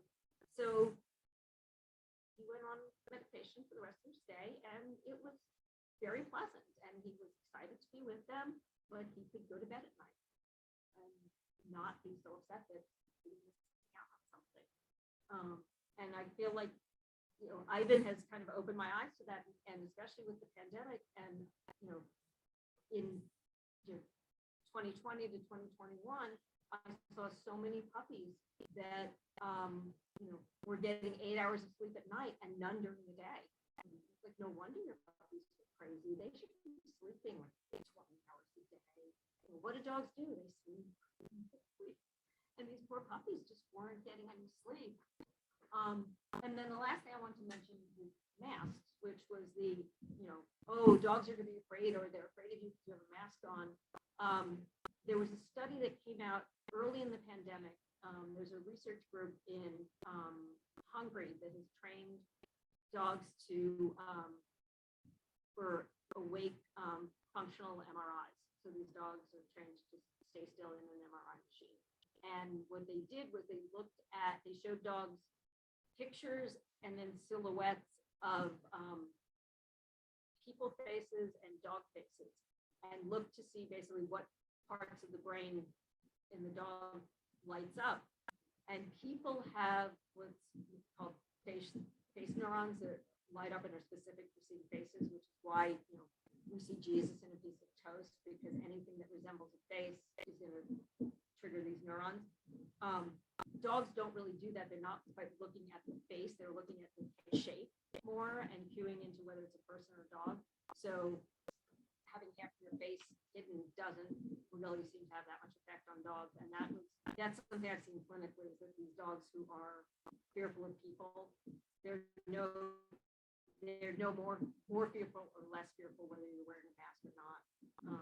The biggest veterinary concern with masks has been mask foreign bodies and dogs swallowing masks. So why does hats sometimes trigger dogs? Because it changes the shape. Change the shape of the hat. Yeah, Okay. changes the shape. It makes you have this weird looking head. Yeah.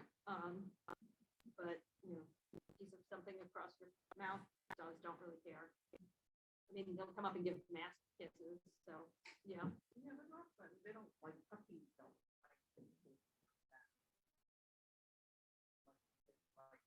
Right. But I think it's probably the feedback that they get because your mask doesn't taste as good. It's not. Yeah. They can't smell your mommy breath. Yeah. So I don't know if anybody has any questions or anything else.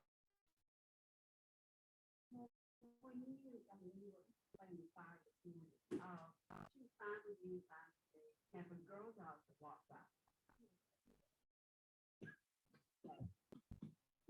But if it's a boy, she's in like, what can we do to curb that girl? So, some of that depends on what your goals are. Well, but is it to be able to have her right there with other girl dogs? Or is it for, you to be able, Fern's life was, could she walk around the suburban neighborhoods that I lived in? Could she go to agility? And so, she didn't have to go up to other dogs and meet them. So Fern and I worked on eye contact. And that was the behavior that she learned, that that's what you do. And nobody's going to come close. And she would just be walking next to me and looking up at me. And I didn't do this on purpose, but there were times where she walked into bushes and things like that because she was not looking at all at what was in front of her. She was just looking at me. And yeah. Right. And it starts with, that girl dog, across the parking lot, 2 parking lot lengths away, and just 2 seconds of eye contact. just the, can you pay attention to me for a second? And I actually accidentally found a very good training tool because Daniel was a baby when I was doing a lot of this work with Fern, and the stroller, the cup holder in the stroller was the perfect place for dog treats because it's not treat pouch, it's right there where your hand is, and it was the best training tool, but it's kind of hard to do that if you don't actually have a baby or look like a crazy person. Could be a cat in there. Yeah. And a dog. Or you pick her up and put her in there if it's getting to be too much for her. You get one of the dog strollers and zip her in there so she doesn't have to see the other dog. And She's showing. So, yeah, well, she's in the ring. right, and that's that's Oh, okay. yeah. So dogs are, and that's the thing is dogs are very situational learners, and they learn that context of in the ring. This is my job. The other dogs aren't going to come up to me. I don't have to worry about that. But in life, sometimes dogs come up to you and do other things. And, and I made sure with Fern at agility trials, I was very aware of where other dogs were so that we wouldn't have an incident where another dog came too close to her because we had worked so hard on everything that I didn't want that to ruin things for her. And I had 2 minutes. Opposite dog store. Good structure, but he ended up without enough top knot furnishing, so he was it's an Irish Terrier. He was an Aussie, but he was, if you know what I mean, Irish Terrier. He liked to fight. He wasn't anxious. He just they fight as a hobby. So he was like a Scotty or an Irish. So 7 placement. This just doesn't have good structure, not enough top knots on the furnishings. So I carefully screened this person. He's in Maryland. I'm going to say, okay, remember, this dog can't go with other dogs. This dog is, you can control him. You cannot control an Irish or Terrier. You can control him. He'll show beautifully, but you don't, she wants him as a pet. But don't bring him anywhere where he's going to be with other dogs. A week or 2 later, I get a video. He is running in a dog park just fine. What happened that turned off him just fine? So, situation. Yeah, and leashes are a catch-22. They keep them safe, but it also removes the flight option. So that's why a lot of dogs are much more reactive on leash because they don't have that option of I can run away if it's a problem. And off leash, they have that option of I can put more space between us. And he was playing and running around. And it may also have been that, if this wasn't another terrier who was saying, you want to go, I'll go. And was just going, oh my God, I want to play with you. That it's a very different reaction. Yeah. And he wasn't with like at home, he didn't have a dog. So in my house, it's star structure, who's the top dog. And one thing I did notice about both Ivan and Fern is that when they became only dogs, their anxiety overall went down. And I think for Fern, even though Wilbur was the most laid back dog, just living with another dog was stressful for her. And I didn't really notice it as much. And my mother came to visit about 6 weeks after Wilbur died and said, I've never seen Fern this relaxed. I had taught Fern to redirect onto a specific toy so that she didn't go after Wilbur. And we always had to know where the goofy ball was. And in the beginning, it was Fern, get your goofy ball, and I'd shove it into her mouth. And then it was Fern, get your goofy ball. And then it would just be she would look at Wilbur and then run and grab the ball and bite on it. And then after he died, she didn't need the goofy ball all the time. And with Ivan, I actually think he would really like to live with another dog again. But I think it was a little bit stressful for him living with a dog who was 10, 12 years older than he was and didn't really want to play. Riley would play with him sometimes, but Riley was really geriatric. So when he saw the last time he saw my brother's dog, even though it was brief, when after Toby said, no, I don't want to play with you, when Toby went and laid down, Ivan went and laid down next to him. So yeah, I think Ivan would like another dog. I don't know if I can deal with it. But if anybody knows a cute little red. But can I ask, like why now? Like why, or even in the last 20 years? Is it, if you talk to somebody our parents' age, they would have been like, dogs don't have these psychological issues. Is it just that there's so much more incorporated into our lives, or is it extra like dogs to roam all the time? I think it's a combination of all of that. I think that there's also more awareness of it, and there's a lot of people who I talk to where the story is, we had a dog like this when I was a kid, but it went to the farm. So there were behavior problems, but they got euthanized much more quickly, and people didn't try to help them, or they just suffered through the problems. I think that we do have more expectations for dog. The dog park thing. That wasn't a thing 25 years ago when I started doing behavior. It was very unusual for there to be dog parks. Maybe dogs would get together. There might be places where people took dogs and there have to be other dogs there, but a dog park and the expectation that dogs are going to all go to dog parks, nobody had that expectation. Well, I mean, knew that you couldn't pet that dog. Or don't go near that dog. And even if you visited people, would be like, stay away from this dog. Doesn't like kids. Stay away from it. You had to. Yeah. There was no onus on the dog. Like you had to take it at your own hand. Yeah. I mean, right.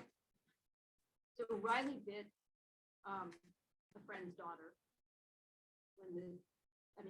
it was Thanksgiving at my parents' house, and I think nobody realized that she had left the table and sought out Riley and tried to give him a hug, and it was not a serious bite, but I got to look at the friend who is somebody I grew up with and say to her, well, when I was around her age, your grandmother's Yorkie bit me.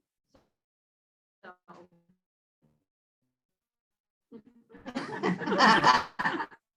Hey, Baxter. Yeah.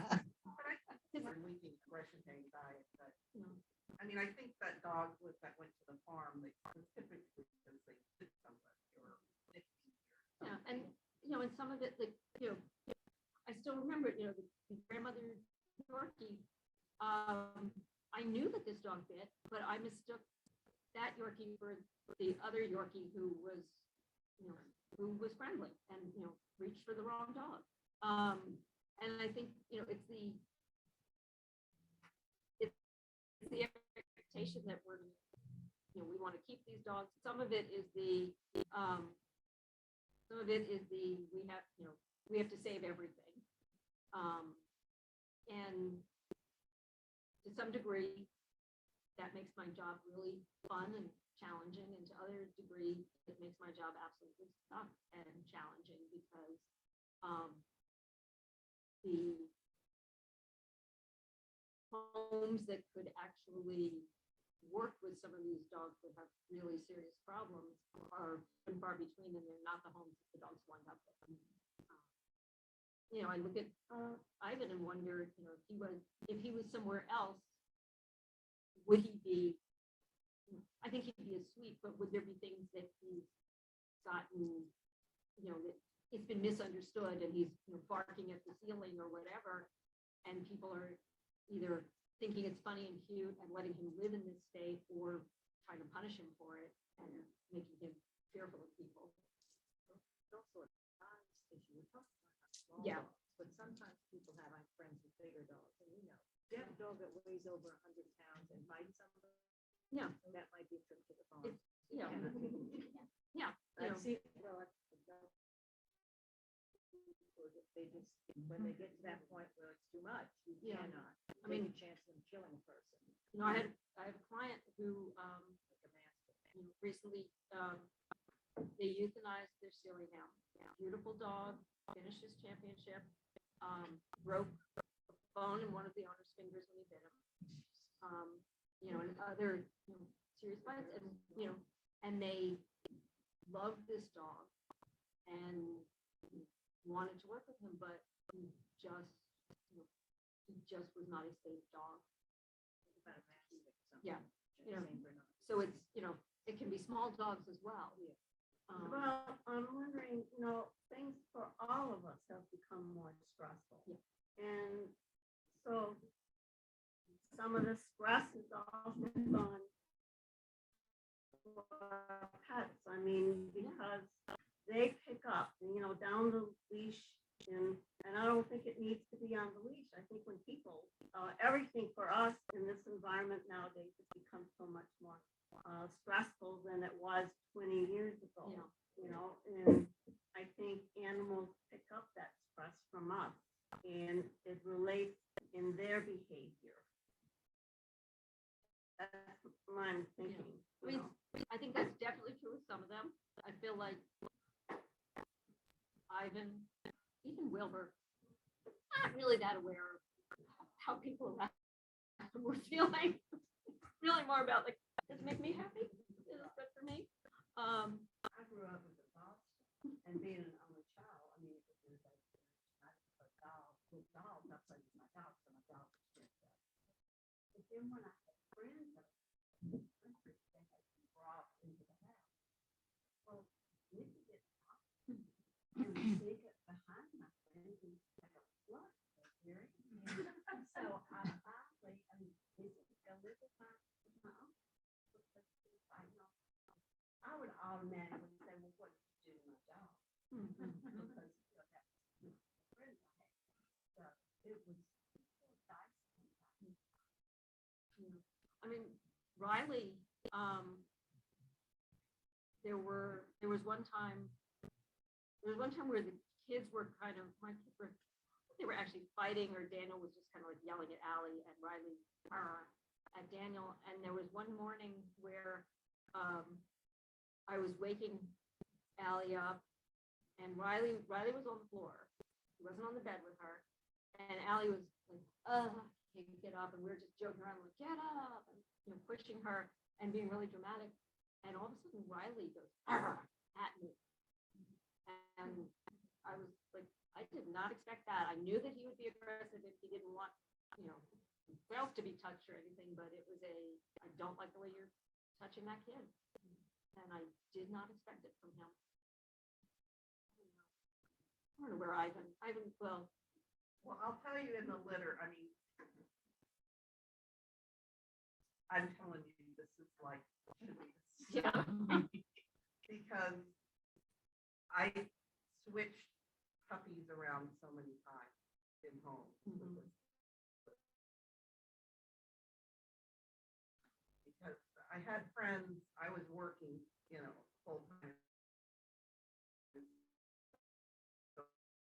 People would come over at lunchtime and let them out. I had another, and they decided that they wanted like the most dominant bitch. Is that the one who she came back? Anna, yeah. So Yes, she oh, came yeah. back. She was, I mean, She and came Ivan, back, and she then was what there when we happened picked was up Ivan. another woman had a different puppy. The puppy was timid and she felt had separation anxiety. I was like, well, this one doesn't have separation anxiety. She's very certain and fine. So she went to her. Remember, Anna was, when we picked up Ivan, Anna was pushing around some of the other puppies, Oh no, she was tough. but she wasn't doing that to Ivan. No. Ivan was the only one she wasn't doing that to. So then that should have she- been an indication. She went to this other person and things worked out just fine for months. And I had said to her, she can't be with other dogs. Well, her daughter was in the military, came home from the military, brought home 2 dogs with her, big ones. Anna ended up latching on one of the one's ears and big blood bath, and so took her back. And then ended up placing her. The only way I placed her is I placed her with her mom, which broke my heart. I love Coretta, but I knew that she wasn't going to be good with any other dog, but she needed another dog, so I placed the mother and the puppy together. And then the shy one ended up going to these other people. I mean, it was just a big shuffle. It was really, I'm telling you, if you don't breed dogs yet, you really have to, no, not just know your home, but it's like, it isn't persistence. Like, it's heartbreaking, and it's just a horrible thing to feel like you're responsible for this. But, you just have to stick with it and be kind of really smart about it. It's just, and so now everybody's stable where they are, at like they're 4 and whatever, but God, I mean, for like a year, I was just miserable. And that was probably the worst litter you've ever had. Well, I mean, if you don't know me that well, like, I typically have like the easiest temperamented dogs. Like for years, everyone was like, Tim's dogs are so easy. Yep. And then this happened, and it was just like, I can't believe it. What I always remind myself of is when Ivan was, so it was summer of 2019, and we were on vacation at this beach in the middle of nowhere in Delaware, and it's like this one road. And I was walking Ivan and Riley, and this street urchin shows up, this child, probably about 4 years old. Jeans are on inside out, her face is dirty, and I'm so busy thinking, oh my God, are there no adults around? This is not a busy road, but this is a road. There's a body of water right there. That I didn't stop her when she came up and went right up to Ivan and just bent down and threw her arms around his neck. And his reaction was, oh my God, somebody's paying attention to me. And that is what I remind myself of every time he's being a pain in the ass, is that is his reaction to every person. And I tell people that's why I went back to Kim when I wanted another Rossi, because I know that, whatever else, these are nice dogs. And that's what I needed. I mean, he's crazy, but he is. He loves people. Do you have a problem with clients coming to you with doggy issues? I mean, like normal dog behavior, like my dog is digging holes in my yard and everything. When it's harder, is it harder to stop those types of behaviors that are typical dog? So, I'm not seeing so much of people coming to me with that. I see some of it, and sometimes sometimes they're coming for other problems, but then it's, but this is what really bothers me. It's like, you should be bothered by the fact that your dog is growling at people and whatever. But, and again, it's that pick your battles, but it's also these are normal behaviors, and it's easier to give them an outlet than to try to stop them. And, just kind of dealing with it that way. Redirect. Yeah. Give them a digging spot, get a kiddie pool, fill it up with sand and let them dig in there, whatever. I feel like I don't see too much of that, but I do see it occasionally where this is really not something that you need to come see me for. What I had recently, which is sort of a nice change, was several geriatric dogs, which I don't usually see. And one was just sort of for an evaluation of, does this dog have cognitive dysfunction, and what do we do to make his life as happy as possible? Another one, I think it's really just a matter of the 11-year-old dog needs a refresher house training class, and and the owner was so relieved because they're thinking, oh my, and the other, oh my God, I thought you were going to tell us that there was nothing you could do. So that's something I haven't seen in a while, because I think 2020, 2021 was triaging all of these 18-month-old dogs that owners were realizing that they weren't growing out of the behaviors that they had when they got them off the transport to Georgia at 4 months old or 5 months old, and now they're full grown. And the worst was the big poundy thing. I mean, his head was probably about this height, and when I usually take a full history and then talk with owners about what's going on and how we're going to treat this. But when the owner was describing that this didn't happen until the weather got nice and they started grilling outside, that when they'd be sitting at the table eating and her kids were like 9, 10, and 12, the dog would be circling the table growling. And it didn't happen when they cooked. Winter, that didn't happen. There were other things the dog was aggressive about, but that started happening when they started grilling meat outside. And I just had to interrupt it at that point and say, why are you keeping this dog? Walking around at with his head at your children's head height, growling at them. Oh, and toe dragging. And so at 4 or 5 months old, the hip dysplasia was bad enough that he had clinical signs from it. And because they had just adopted him, it's not covered by their insurance. And so they said our plan was to just, we know we can't afford to do the surgery because it's not covered by insurance, and we just want to keep him as comfortable as possible for as long as possible. But we know that, we went into this assuming that the hip dysplasia would shorten his lifespan because of the pain. But the aggression shortened it even more.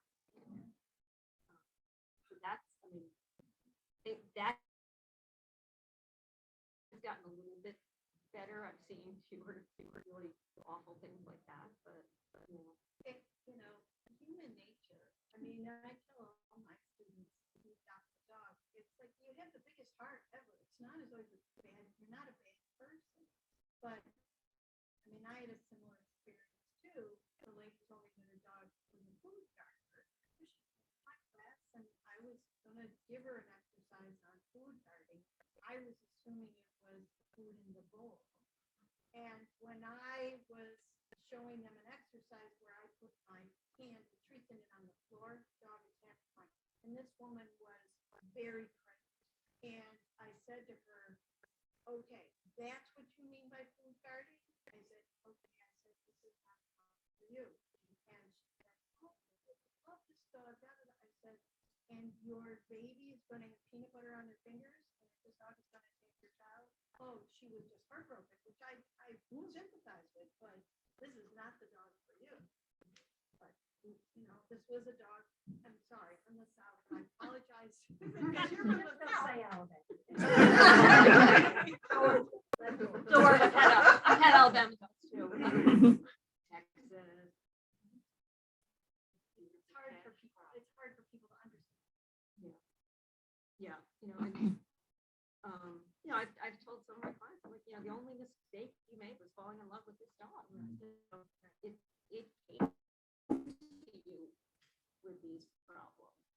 And, it's heartbreaking because it's people who want to do the right thing. And that's why I also tell people, if you want to rescue a dog, my experience is that breed rescues tend to do a better job of knowing who the dog is. And it's not just we have to get all these dogs in from wherever, from whatever high kill, and I hate that term, the kill shelters, and get them into homes. Because nobody is, I hope nobody is working in animal sheltering because they want to kill animals. They're doing it because they want to help. And sometimes the only way to help is by humanely euthanizing animals. I try to tell people to breed rescues if you want to rescue a dog, because that's the other thing that I've seen in the past year that's really driven me crazy is people thinking that these dogs were in foster homes and then finding, being told, it's a friendly dog, and then being told that the foster home it was in Texas wasn't really a foster home. It was somewhere that old dogs that were caught along the Texas-Mexico border until they had enough of them to fill out the transport and ship them somewhere else. So it wasn't really in a home. So nobody really knows what the dog's behavior is like in a home. And I've seen a lot of that where people aren't told that it's going to take an adult dog a little while before it shows all its true behaviors. Riley's don't move me aggression showed up pretty quickly, but it took him 3 months before he would play with a toy with adults in the room. We would hear him in another room growling away, and if you walked into the room, he'd just walk away. So, it takes them a while to show who they really are sometimes. That's why I feel it's so important as breeders and part of a breed club too, though, is to be supportive, number one, of each other here. It's competition in the ring. If really we're here for our breed, then let's be here for our breed. And the way that we're going to sustain our breed and our club is going to be honest about what's going on. Kim, I loved your story about, Ivan's litter. I thought it was great because I have always thought, I remember that time we were so silly playing, what was it, slap face or whatever, and Malcolm's just passed out and we're just being about as silly as we can get, very loud and everything. But be supportive of other people. Let them know what's going on. If something is working for somebody or not working for you, ask somebody else, put it out there and say, has anybody had this problem before? Don't be judgmental. You're absolutely right. We all want to save the world. You were the dog whisperer with that Yorkie. Okay. You didn't know it yet. But we all want to be able to make every dog the best dog for whoever it's going to and things. And that's just share more, and we leave the judgment in place. Just forget about, who did this or what. Let's make this about our breed and our club. Well, and we have to always talk about temperament when we talk about breeding. I think a lot of people are just so worried about confirmation that no one talks about that. And then the other thing, don't throw the baby out with the bathwater, right? Because we're in a jam with our breed right now, and so you really have to talk about everything, put it all on the table, because I have this bad in my dog, you have this bad in your dog, that's fine. Like, I mean, I would just tell you, like, you don't breed to someone who has that bitch aggression in their life. Like, you just want to stay away from that now. It doesn't mean you should never, I'm saying, this is my opinion right now, that you can't breed her because she's bitch aggressive, but you should definitely, even for the male, that, you know, where the sister is bitch aggressive with the mother bitch aggressive, and try not to breed to that. But you have to have those conversations, and people have to be honest about what, and that's why I just told you all about this breeding, because it, you know, it happened, whatever. I've been breeding for 25 years. I'm a new breed. No, but I mean, this happened, you know, after so many years of like just easy, and then it just. But because I was learning to breed, wanting to breed, I went back to my breeder with the pedigree, and I knew the dog. So I had been around the dog, but I didn't have enough knowledge of my own to say, okay, this is going to work and this is going to work. I needed other expert information. I think too, I mean, I'm not knocking you, but I'll say, like, for some new breeders, they rely too much on their old breeder, and if their old breeder has differences of opinion on what you want your dogs to be like, right? I mean, you have to know what's important to you in your own breeding program. They may tolerate certain things that are intolerable to you. So, I mean, talk to lots of, talk to many people and get a feel for it. But you're absolutely right. Exactly. You have to get some other people's opinions on it. Well, I knew what I wanted to produce, or hoping to produce. And so that I was lucky, I could get most of that. Well, and if I can say, being a new breeder too, as I was analyzing whether I really want to jump into the pool or not, I really consciously said, I love to show dogs. This just happens to be my passion. But I am not breeding to produce show dogs. I am breeding to produce, first of all, lovely temperaments. That's my number one. But if you have a lovely temperament, you are breeding pets. Okay, and that's not a bad word. I hope all of our dogs are our pets. If I want to take them, to show them, that's just an activity to do together, or agility, or obedience, whatever. But you want your dog to live at home with you, whether it's a mixed breed or a terrier or whatever. So, as I was thinking about this, I'm thinking, really, I'm lucky if I can find someone who would like to show a dog that I produce that's quite showable, and go have fun with your dog. But the fact is, and of course, the last national I went to was the Colorado one. We had the genetics, and we talked about diversity genetically. We talked about diversity, in so many different ways. And I thought to myself, I just want people to know that there's this breed out here called an Australian Terrier that's a great breed to have. Whether you have kids, whether you want to do activities, height, whatever. And then if you happen to show dogs like I do, oh wow, you just happen to be someone who I can share stories with. So, I don't think whether you have a golden retriever that's one of the most popular breeds in the world, or whether you have an Australian Terrier that's one of the lesser known breeds in the world, we want people to enjoy their dogs. So I agree with you. Your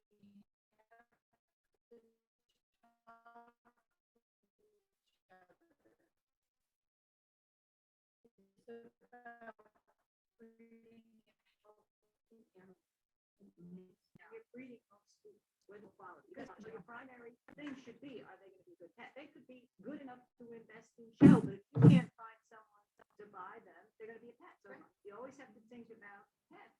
Are they going to be good pets regardless? And that's the main, like you said, the main thing. Right. Think about, are they going to be happy and wherever they go? Right. And I think also we should never lose the thought that the Australian is the only terrier that was bred to be a companion. So that's something that we need to remember. The reason they don't go into the ring and they're not the dog that goes out there and spars, which is always a laugh when the judge says, hey, bring them out to spar. It's like, They look they at can each do other, a bit. but they look. Well, they can look. Yes, they can look. But, and we teach the judges, if you want to spar a breed, this is what you're looking at. If they don't want to look at the dog there, then take them, walk them around it, and get them to see something. But they are a companion dog first. And if you want a show dog that's going to be trying to eat up everybody alive, that probably isn't the Australian Terrier, a properly bred Australian Terrier. But in honesty, some of those high spot, like I had Irish Terriers, they should not be out of control. You should be able to walk them up, have them look, and still be in control, and then turn them around. They say of the Irish, they should have the temperament of an Irish.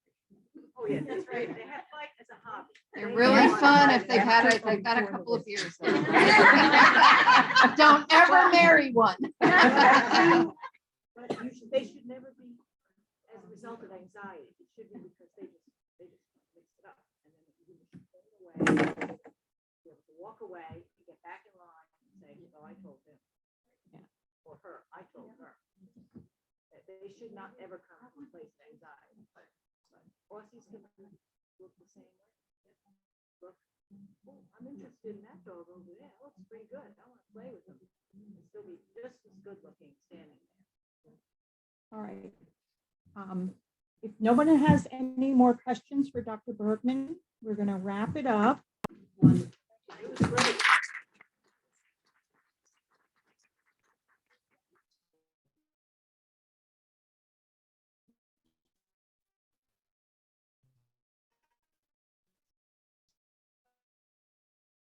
At the end, to be as in